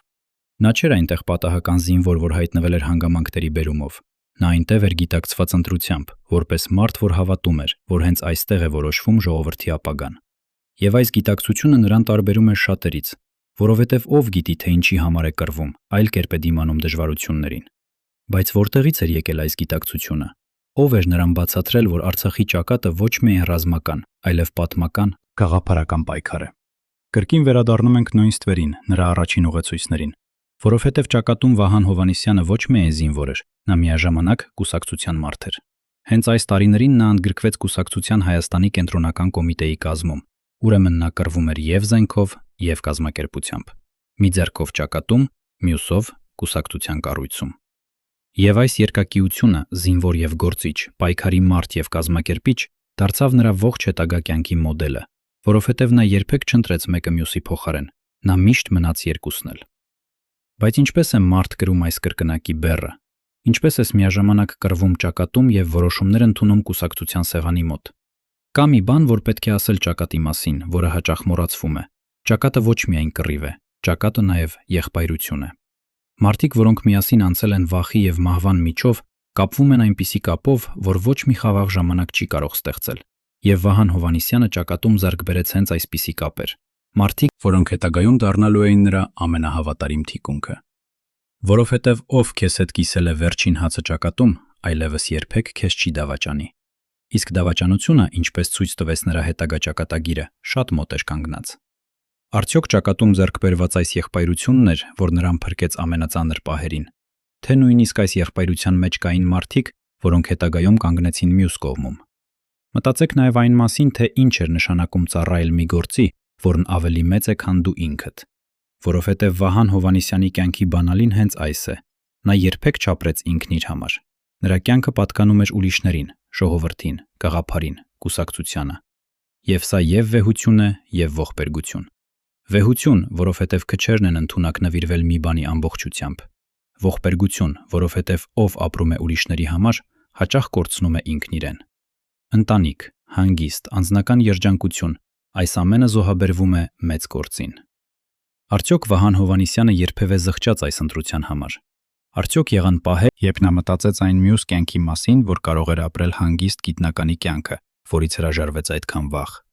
Ինքն ասում էր, որ ետդարձի ճանապարհ չկա, երբ քաղաքական կյանքի մեջ ես, ասում էր նա, ետդարձը շատ դժվար է։ Այս բառերում թաքնված է ողջ դրաման, որովհետև մարդ, որ մի անգամ ընտրել է այս ճանապարհը, այլևս չի կարող վերադառնալ։ Դուռը, որ բացվել էր 80-ականների վերջին, փակվել էր նրա ետևից ընդմիշտ, եւ նա գիտեր դա։ Նա ապրում էր այս գիտակցությամբ, որ վերադարձ չկա, որ ընտրությունը կատարված է, որ մնում է միայն առաջ գնալ։ Բայց ով բացեց այդ դուռը, որի ետևում սպասում էր այս անվերադարձ ճանապարհը։ Կրկին նույն հարցը, որ ուղեկցում է մեզ սկզբից։ Եվ հիմա, երբ վերականգնում ենք ճակատի այս պատկերը, ավելի լավ ենք հասկանում, թե ինչու բանտը նրան չկոտրեց, որովհետև մարդ, ով անցել է ճակատի միջով, ով տեսել է ընկերների կորուստը, ով ապրել է ամեն օր որպես վերջին, այլ չափանիշներ ունի։ Բանտի պատերը, որքան էլ ծանր, ոչինչ չէին ճակատի ցրտի, վախի, կորստի համեմատ։ Ճակատը նրան պատրաստել էր բանտին, իսկ ընտանեկան ժառանգությունը պատրաստել էր ճակատին։ Տեսնում եք շղթան։ Ամեն փուլ պատրաստում էր հաջորդին։ Ընտանիքը գաղափարին, գաղափարը ճակատին, ճակատը բանտին, բանտը քաղաքական դիմադրությանը։ Մի անխզելի շղթա, որի առաջին օղակը թաքնված է հոր օջախում, իսկ վերջինը Բեռլինի ձմռանը։ Եվ ահա կրկին այդ ամսաթիվը, դեկտեմբերի 28, որ կապում է սկիզբն ու վերջը։ Կուսակցության արգելքը, դեսպանի նշանակումը, կյանքի ճանապարհի ընդհատումը, 3 անգամ նույն ձմեռային օրը։ Կարծես ճակատագիրն ինքը գծել էր այս շրջանակը, սկսելով եւ ավարտելով նույն կետում։ Մարդ, որ ողջ կյանքում փնտրում էր օրինաչափություններ պատմության մեջ, ինքը դարձավ օրինաչափության մաս, իր իսկ ճակատագրի մութ ռիթմի մաս։ Արդյոք նա ինքը նկատեց այս կրկնությունը։ Արդյոք վերջին ձմռանը Բեռլինում նրա մտքով անցավ, որ հենց այս օրն էր սկսվել ամեն ինչ 20 տարի առաջ։ Ճակատի այս դիտարկումները ավելացնում են վերջին շերտը մեր պատկերին։ Մենք տեսանք զինվորին, որ միաժամանակ գործիչ էր, մարդուն, որ ապրում էր ուրիշների համար։ Շղթան, որ կապում էր ընտանիքը, ճակատը, բանտը, դիմադրությունը, եւ ամսաթիվը, որ կրկնվում էր որպես մութ ռեֆրեն։ Բայց ամեն շերտի տակ մնում է նույն հիմքը, սկիզբը, որ թաքնված է, առաջին ձեռքը, որ ցույց տվեց ճանապարհը, որովհետև ամեն ինչ, ճակատը, բանտը, խորհրդարանը, տեսփանությունը սկսվեց մի կետից, որը մենք երբեք չենք տեսնում հստակ։ Մի հանդիպումից, մի խոսակցությունից, մի որոշումից, որ թաքնված է 80-ականների վերջի մշուշում։ Ով կանգնած էր այդ կետում նրա կողքին, եւ ինչու ոչ ոք երբեք բարձրաձայն չասաց նրա անունը։ Կա մի հարց, որ հազվադեպ ենք տալիս, բայց որ կանգնած է ամեն այսպիսի պատմության կենտրոնում։ Ինչ պատասխանատվություն են կրում նրանք, ովքեր ուղղորդում են երիտասարդներին, որովհետև երբ մի փորձառու մարդ բացում է երիտասարդի առջև մի ճանապարհ, նա ոչ միայն ուղի է ցույց տալիս, նա ձևավորում է մի ճակատագիր։ Եվ եթե այդ ճանապարհը տանում է դեպի մեծություն, բայց նաև դեպի բանտ, դեպի մենակություն, դեպի վախ հրաժեշտ, ապա ով է պատասխանատու։ Նա, ով քայլեց ճանապարհով, թե նա, ով ցույց տվեց այն։ Վահան Հովհաննիսյանի դեպքում այս հարցը հատկապես սուր է հնչում։ Մտածեք այն մարդկանց մասին, որոնք 80-ականների վերջին փնտրում էին երիտասարդ տաղանդներ։ Դրանք գիտեին, թե ինչ են առաջարկում։ Դրանք գիտեին, որ ընդհատակյա պայքարն ունի գին, որ կուսակցության շարքերը կարող են տանել ոչ միայն դեպի փառք, այլև դեպի բանտ։ Եվ այնուամենայնիվ նրանք մոտեցան երիտասարդ պատմաբանին, բացեցին նրա առջև դուռը, ասացին այն բառերը, որոնցից սկսվեց ամեն ինչ։ Արդյոք նրանք պատկերացնում էին, թե ինչ ճակատագիր են բացում նրա առջև։ Արդյոք նրանք գիտեին, որ այս կիրթ համակրելի սկզբունքային մարդը մի օր 3 տարի կանցկացնի բանտում, կկանգնի ճգնաժամի կեսին, կհեռանա մեզնից վաղ, թե նրանք պարզապես տեսնում էին օգտակար մարդ, առանց մտածելու գնի մասին, որովհետև սա է ուղեցույցի ողբերգությունը։ Նա, ով քեզ ճանապարհ է ցույց տալիս, հազվադեպ է ապրում քո ճակատագիրը։ Նա մնում է ստվերում, անանուն, մինչ դու քայլում ես լույսի տակ, կրելով եւ փառքը, եւ գինը։ Եվ թերևս հենց դա է պատճառը, որ Վահան Հովհաննիսյանի առաջին ուղեցույցների անունները երբեք չհնչեցին։ Ոչ թե այն պատճառով, որ դրանք գաղտնի էին, այլ թերևս այն պատճառով, որ նրանք իրենք նախընտրեցին մնալ ստվերում, թողնելով, որ ողջ պատասխանատվությունը, ողջ փառքը, ողջ գինը ընկնի այն մարդու վրա, ով քայլեց ճանապարհով։ Արդարացի էր սա։ Թե սա էր հենց ընդհատակյա պայքարի դաժան կանոնը, ուղեցույցները մնում են անանուն, իսկ գործիչները վճարում։ Իսկ հիմա մտածեք հիշողության մասին, որովհետև մարդը մահանում է 2 անգամ։ Առաջին անգամ, երբ դադարում է շնչել, երկրորդ անգամ, երբ դադարում են հիշել նրա անունը։ Վահան Հովհաննիսյանի մարմինը հեռացավ Բեռլինի ձմռանը, բայց արդյոք նրա անունը դեռ ապրում է։ Արդյոք երիտասարդ սերունդը, որ եկավ նրանից հետո, հիշում է, թե ով էր նա, ինչի համար պայքարեց, ինչ գին վճարեց։ Կամ թերևս նա արդեն կամաց-կամաց դառնում է ընդամենը անուն դասագրքերում, պաշտոնների ցուցակ, ամսաթվեր, առանց կենթանի բովանդակության։ Որովհետև պատմությունը դաժան է, այն հիշում է քչերին եւ մոռանում է շատերին։ Իսկ նրա, ովքեր ընտրեցին երկրորդ շարքը, հաճախ առաջինն են մոռացվում, բայց կա մի բան, որ չի մոռացվում, եթե այն իրական է եղել։ Օրինակը։ Մարդ կարող է մոռացվել անունով, բայց նրա ընտրությունը, նրա ձևը, նրա կեցվածքը կարող է ապրել ուրիշների մեջ, նույնիսկ եթե նրանք չգիտեն, թե որտեղից է եկել։ Եվ թերևս հենց այսպես է ապրում Վահան Հովհաննիսյանը, ոչ թե որպես անուն, որ բոլորը գիտեն, այլ որպես ձև, չծնկելու, սկզբունքին հավատարիմ մնալու, գործին նվիրվելու ձև։ Արդյոք սա բավական է։ Արդյոք բավական է ապրել որպես անանուն օրինակ, երբ ողջ կյանքդ նվիրել ես տեսանելի լինելուն, բարձրաձայնելուն, պայքարելուն։ Կամ թերևս հենց սա է ճակատագիրը նրանց, ովքեր ընտրում են ծառայել մեծ գործին։ Եվ ահա, այս մտքերի վերջում մենք պատրաստ ենք վերջին գլխին, բայց նախ պահենք մի պահ լռություն այն մարդու համար, ով անցավ ճակատի, բանտի, իշխանության, դիվանագիտության միջով, եւ ով վերջում վերադարձավ նույն ձմեռային օրը, որով սկսվել էր ամեն ինչ։ Մարդ, որի սկիզբը մնում է ստվերում, բայց որի ճանապարհը լույսի տակ։ Մարդ, որ պատմաբան էր եւ որ դարձավ իր սեփական պատմության ամենափակ էջը։ Արդյոք մենք երբևէ կիմանանք նրա սկզբի ճշմարտությունը, թե այն կմնա ինչպես 5 քաղաքակրթությունների գաղտնիքները, թաղված այն փոշու տակ, որ միայն ժամանակն է ի վիճակի շարժել։ Մնում է վերջին ճանապարհը, այնտեղ, որտեղ ավարտվում է ամեն ինչ։ Կատա մի մանրուք այս ողջ պատմության մեջ, որը հաճախ անցնում է աննկատ, բայց որը շատ բան է ասում։ Երբ կուսակցության գործունեությունը կասեցվեց, փակվեց ոչ միայն նրա գլխավոր թերթը, փակվեցին նաև գրական, մշակութային, կանանց եւ երիտասարդական պարբերականներ։ Մի ամբողջ ձայն լռեցվեց մեկ գիշերում։ Իսկ ձայնը լռեցնելը, երբեք պատահակը լռեցնելը, երբեք պատահական չէ։ Ով փակում է թերթը, ուզում է, որ ինչ-որ բան չհնչի։ Ինչ էր այն, ինչ չպետք է հնչեր այդ էջերում։ Մտածեք, թե ինչ է թերթը ընդհատակյա կուսակցության համար։ Այն ոչ միայն լրատվություն է, այն հիշողություն է, այն վկայություն։ Թերթի էջերում մնում են անունները, իրադարձությունները, այն մարդկանց հետքերը, որոնք ապրել ու գործել են։ Եվ երբ այդ թերթը փակվում է, երբ նրա արխիվները առգրավվում են, անհետանում է հենց այդ հիշողությունը։ Հնարավոր է, որ հենց այդ լրացված էջերում էր թաքնված Վահան Հովհաննիսյանի սկզբի ճշմարտությունը, որ այնտեղ ինչ որ հին համարում հնչել էր այն անունը, որ մենք այսօր փնտրում ենք իզուր։ Որովհետև պատմաբանը գիտի մի կանոն. ճշմարտությունը հաճախ թաղված է ոչ թե այնտեղ, ինչ հրապարակվել է, այլ այնտեղ, ինչ ոչնչացվել է։ Այն փաստաթղթերում, որոնք անհետացան, այն էջերում, որոնք երբեք չհասան ընթերցողին, այն ձայներում, որոնք լռեցվեցին նախքան կհնչեին։ Եվ եթե Վահան Հովհաննիսյանի առաջին քայլերի մասին որևէ կենդանի վկայություն գոյություն ուներ, ապա թերևս հենց այն գտնվում էր այդ լռեցված պարբերականների մեջ, առգրավված, ոչնչացված, ընդմիշտ կորած։ Ով որոշեց, թե ինչ պետք է հիշվի եւ ինչ մոռացվի։ Տեսնում եք տխուր օրինաչափությունը։ Մարդ, որն ապրում էր ձայնով, բառով, գաղափարի փոխանցմամբ, գործում էր մի աշխարհում, որտեղ ձայները լռեցվում էին, թերթերը փակվում, արխիվները մաքրվում։ Եվ թերևս հենց դա է պատճառը, որ նրա սկիզբը մնում է մշուշում։ Ոչ թե այն պատճառով, որ ոչ ոք չգրեց դրա մասին, այլ թերևս այն պատճառով, որ այն ինչ գրվել էր, ոչնչացվեց հենց այն ձեռքերով, որոնք ուզում էին վերահսկել հիշողությունը։ Իսկ ով վերահսկում է հիշողությունը, վերահսկում է պատմությունը։ Եվ ահա մենք հասնում ենք մի դառը մտքի։ Գուցե Վահան Հովհաննիսյանի սկզբի ճշմարտությունը ոչ թե թաքնված է, այլ ոչնչացված։ Գուցե այն անունը, որ մենք փնտրում ենք, գրված էր ինչ-որ տեղ, բայց վերացավ այն գիշերներին, երբ առգրավվում էին փաստաթղթերը, փակվում թերթերը, լռեցվում ձայները։ Իսկ եթե այդպես է, ապա մենք երբեք չենք իմանա, ոչ թե այն պատճառով, որ ճշմարտություն չկար, այլ այն պատճառով, որ ինչ-որ մեկը հոգ տարավ, որ այն չմնա։ Ով էր այդ ինչ-որ մեկը, եւ ինչու նրան այդքան կարևոր էր, որ մի թանգարանի գիտնականի առաջին քայլերը մնան ընդմիշտ ստվերում։ Եվ թերևս հենց այս մտքով պետք է մոտենանք վերջին ճանապարհին, որովհետև մարդը, որի սկիզբը ոչնչացվեց կամ թաքցվեց, դարձավ ավելի մեծ, քան ցանկացած փաստաթուղթ։ Նա դարձավ հարց։ Իսկ հարցը, ի տարբերություն փաստաթղթի, չի կարելի առգրավել, փակել կամ ոչնչացնել։ Այն ապրում է այնքան ժամանակ, քանի դեռ կա մեկը, ով տալիս է այն։ Ուրեմն, մինչ մենք հարցնում ենք, թե ով ուղղորդեց նրա առաջին քայլերը, մենք պահում ենք նրա հիշողությունը կենդանի։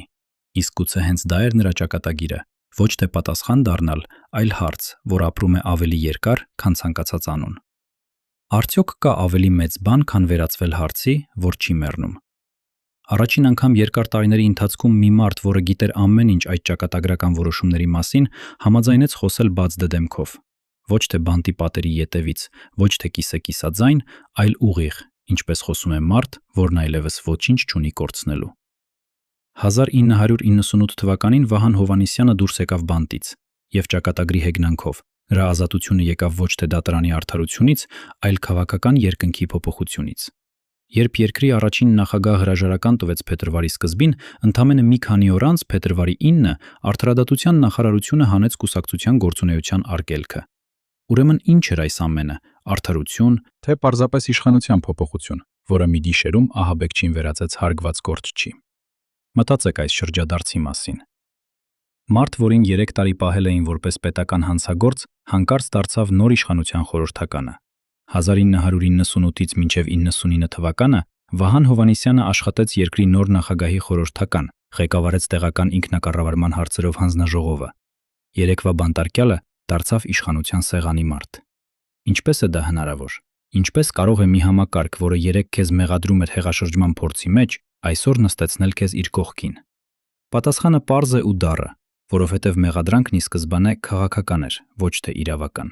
Եվ երբ փոխվեց քաղաքականությունը, փոխվեց նաև ճշմարտությունը։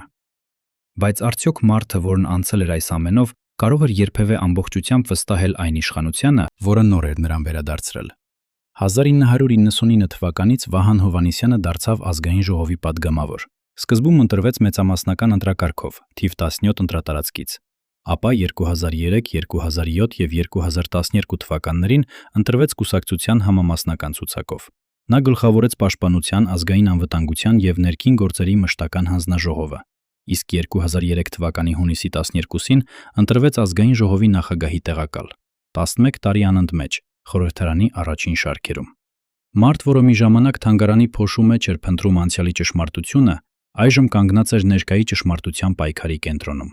Բայց ինչ գին ուներ այս ճանապարհը հոգու համար։ Իսկ հետո եկավ ամենամեծ փորձությունը՝ 28 թվականի նախագահական ընտրությունները։ 2008 թվականի փետրվարի 19-ը Վահան Հովհաննիսյանն առաջադրվեց որպես կուսակցության թեկնածու երկրի նախագահի պաշտոնում։ Մարդ, որը երբեք չէր ձգտել առաջին դերի, որը միշտ եղել էր սկզբունքի, ոչ թե իշխանության մարդ, այժմ կանգնեց ողջ ժողովրդի առջև։ Արդյունքը՝ ձայների մոտ 6.2%։ Ոչ հաղթանակ։ Բայց ընտրությունները նրա համար ոչ թե իշխանության հասնելու միջոց էին, այլ դիրքորոշման հայտարարություն։ Եվ հենց ընտրություններից հետո եկավ այն պահը, որը շատ բան ասաց նրա բնավորության մասին։ Փետրվարի 21-ին ընտրությունների արդյունքների հետ իրան համաձայնության պատճառով նա հրաժարակամ ներկայացրեց ազգային ժողովի նախագահի տեղակալի պաշտոնից։ Քանի քաղաքական գործիչ կհրաժարվեր բարձր պաշտոնից սկզբունքի համար։ Կանգ առնենք այս հրաժարականի վրա, որովհետև այն շատ ավելին է, քան թվում է։ Այդ օրերին երկիրը ապրում էր ծանր ճգնաժամ։ Ընտրությունների արդյունքները վիճարկվում էին, փողոցում մարդիկ էին, եւ հենց այս լարված պահին մի մարդ, որն ուներ բարձր պաշտոն, ապահով աթոռ, ընտրեց հեռանալ, իր համոզմունքին հավատարիմ։ Սա այն մարդն էր, որը ճակատում չէր փախել, բանտում չէր ծնկել, եւ այժմ իշխանության գագաթին չէր դավաճանել ինքն իրեն։ Բայց ահա հարցը, որ տանջում է ամեն դիտողի։ Արդյոք այս սկզբունքայնությունը նրա ուժն էր, թե նրա մենակությունը։ Որովհետև մարդիկ, որոնք միշտ հավատարիմ են սկզբունքին, հաճախ մնում են մենակ այն աշխարհում, որտեղ մյուսները վաղուց սովորել են ճկվել։ Հաջորդ տարիներին Վահան Հովհաննիսյանը մնաց կուսակցության բյուրոյի անդամ, շարունակեց պատգամավորական գործունեությունը։ Նրա անունը հայտնի էր ոչ միայն Հայաստանում, արևմուտքի քաղաքական շրջանակներում նրան ճանաչում եւ հարգում էին։ Նա հաճախ էր այցելում Սփյուռքի համայնքներ, գլխավորում էր խորհրդարանական պատվիրակությունը միջազգային հարթակներում, մասնակցում էր ձախ կենտրոնամետ ուժերի համաշխարհային միավորման աշխատանքին։ Մի արտասահմանյան դիվանագիտական փաստաթուղթ, որը հետագայում հրապարակվեց, նրան բնութագրում էր որպես ամենահամակրելի դեմքերից մեկը հայ քաղաքական գործիչների շարքում։ Մարդ, որը միավորում էր քաղաքական խորաթափանցությունն ու վճռականությունը անձնական հմայքի ու հումորի հետ։ Բայց ինչքան էր այս հմայքի տակ թաքնված հոգնածությունը։ Եվ ահա եկավ վերջին գլուխը՝ դիվանագիտականը։ 2013 թվականի դեկտեմբերի 28-ին ճակատագրի տարօրինակ համընկմամբ, հենց այն ամսաթվին, երբ 19 տարի առաջ արգելվել էր նրա կուսակցությունը, նախագահի հրամանագրով Վահան Հովհաննիսյանը նշանակվեց Հայաստանի դեսպան Գերմանիայում։ Ինչ զարմանալի շրջան։ Մարդ, որը երիտասարդ տարիներին փնտրում էր ճանապարհ հայրենիքին ծառայելու, այժմ ներկայացնում էր այդ հայրենիքը Եվրոպայի սրտում։ Բերլին, քաղաք, որը ինքն էր անցել պառակտման ու վերամիավորման միջով, դարձավ նրա վերջին կայանը։ Նա սկսեց դիվանագիտական առաքելությունը արժանապատվորեն, բայց ճակատագիրը նրան երկար ժամանակ չտվեց։ Որովհետև մինչ նա կռվում էր ճակատներում, բանտում, քաղաքական ասպարեզում, ներսում, անաղմուկ աճում էր մեկ այլ թշնամի։ Ոչ քաղաքական, ոչ տեսանելի։ Ծանր հիվանդություն, որն երկար ու լուռ մաշում էր նրա մարմինը։ Եվ հենց երբ թվում է, թե կյանքը նրան վերջապես տալիս է հանգիստ, արժանապատիվ գործ, հիվանդությունը հասավ իր անխուսափելի վերջակետին։ 2014 թվականի դեկտեմբերի 28-ին Բերլինում երկար ու ծանր պայքարից հետո Վահան Հովհաննիսյանի կյանքի ճանապարհն ընդհատվեց։ Նա 58 տարեկան էր, եւ կրկին դեկտեմբերի 28։ Նույն ամսաթիվը, որ նշանավորել էր նրա կուսակցության արգելքը, դեսպանի նշանակումը եւ այժմ նրա հրաժեշտը։ Պատահականություն, թե ճակատագրի դաժան ռիթմ, որ կրկնվում էր ամեն 20 տարին մեկ։ Ինչ մնաց նրանից։ Ինչ եղավ այն ամենի հետ, ինչի համար նա պայքարել էր։ Ընտանիքը, կինը եւ 2 երեխան կորցրեց ոչ միայն ամուսնու եւ հոր, այլև մի մարդու, որի կյանքը պատկանել էր նաեւ ուրիշներին, ժողովրդին, կուսակցությանը, գաղափարին։ Որովհետեւ երբ ընտրում ես հանրային ճանապարհը, ընտանիքը կիսում է քեզ ամբողջ աշխարհի հետ։ Իսկ հետո վերջին զոհաբերությունը։ Մարդը, որ տարիներ շարունակ կիսել էր ընտանիքին պայքարի հետ, վերջում հեռացավ, թողնելով նրանց հիշողություն, որը պատկանում է ոչ միայն իրենց։ Կուսակցության խորհրդարանական շարքերում նրա տեղը զբաղեցրեց մեկ ուրիշը՝ ցուցակի հաջորդ մարդը։ Կյանքը շարունակվեց ինչպես միշտ, բայց մի բան փոխվեց անդառնալիորեն։ Գնաց այն սերնդի վերջին ներկայացուցիչներից մեկը, որի համար քաղաքականությունը ոչ թե մասնագիտություն էր, այլ ճակատագիր։ Մարդ, որը եկել էր ոչ թե իշխանության, այլ գաղափարի համար։ Իսկ երկիրը, որի համար նա պայքարել էր, շարունակեց իր ճանապարհը, նոր ճգնաժամերով, նոր ընտրություններով, նոր պառակտումներով։ Արդյոք այն դարձավ այնպիսին, ինչպիսին նա էր երազել։ Թերևս ոչ։ Բայց երազանքների եւ իրականության միջև անջրպետը հենց այն վայրն է, որտեղ ապրում են այսպիսի մարդիկ։ Եվ այսպես հասնում ենք մեր պատմության վերջին հարցին։ Ամբողջ ընթացքում մենք փնտրում էինք մի ստվեր, այն ձեռքը, որ ուղղորդեց նրա առաջին քայլերը, այն մարդկանց, որոնք երևացողները չէին, այն անունները, որոնք լռում էին։ Մենք տեսանք դիսիդենտի որդուն, որը մեծացել էր ազգային գաղափարի օջախում։ Մենք տեսանք թանգարանի գիտնականին, որին շարժումը հանեց ստվերից։ Մենք տեսանք Սփյուռքի փորձառու կառույցը, որը փնտրում էր տեղացի կամուրջներ։ Մենք տեսանք երաշխավորին, որի անունը մինչ օրս չի հնչել։ Բայց վերջնական պատասխանը մնում է ստվերում, որովհետև որոշ ճշմարտություններ թաղված են այնպիսի արխիվներում, որոնց էջերը վաղուց անհետացել են, կամ թերևս ապրում են միայն այն մարդկանց հիշողության մեջ, որոնք ընտրեցին լռել մինչև վերջ։ Ուրեմն ով էր իրականում ղեկավարում Վահան Հովհաննիսյանի առաջին քաղաքական կապերը։ Արդյոք դա հոր ժառանգությունն էր, որ կենթանի ձեռք դարձավ ինչ-որ մեկի միջոցով։ Արդյոք դա Սփյուռքից եկած մի դեմք էր, որի անունը ոչ ոք երբեք բարձրաձայն չասաց։ Թե դա ինքնին ճակատագիրն էր, որ հատեց մարդու եւ գաղափարի ճանապարհները հենց ճիշտ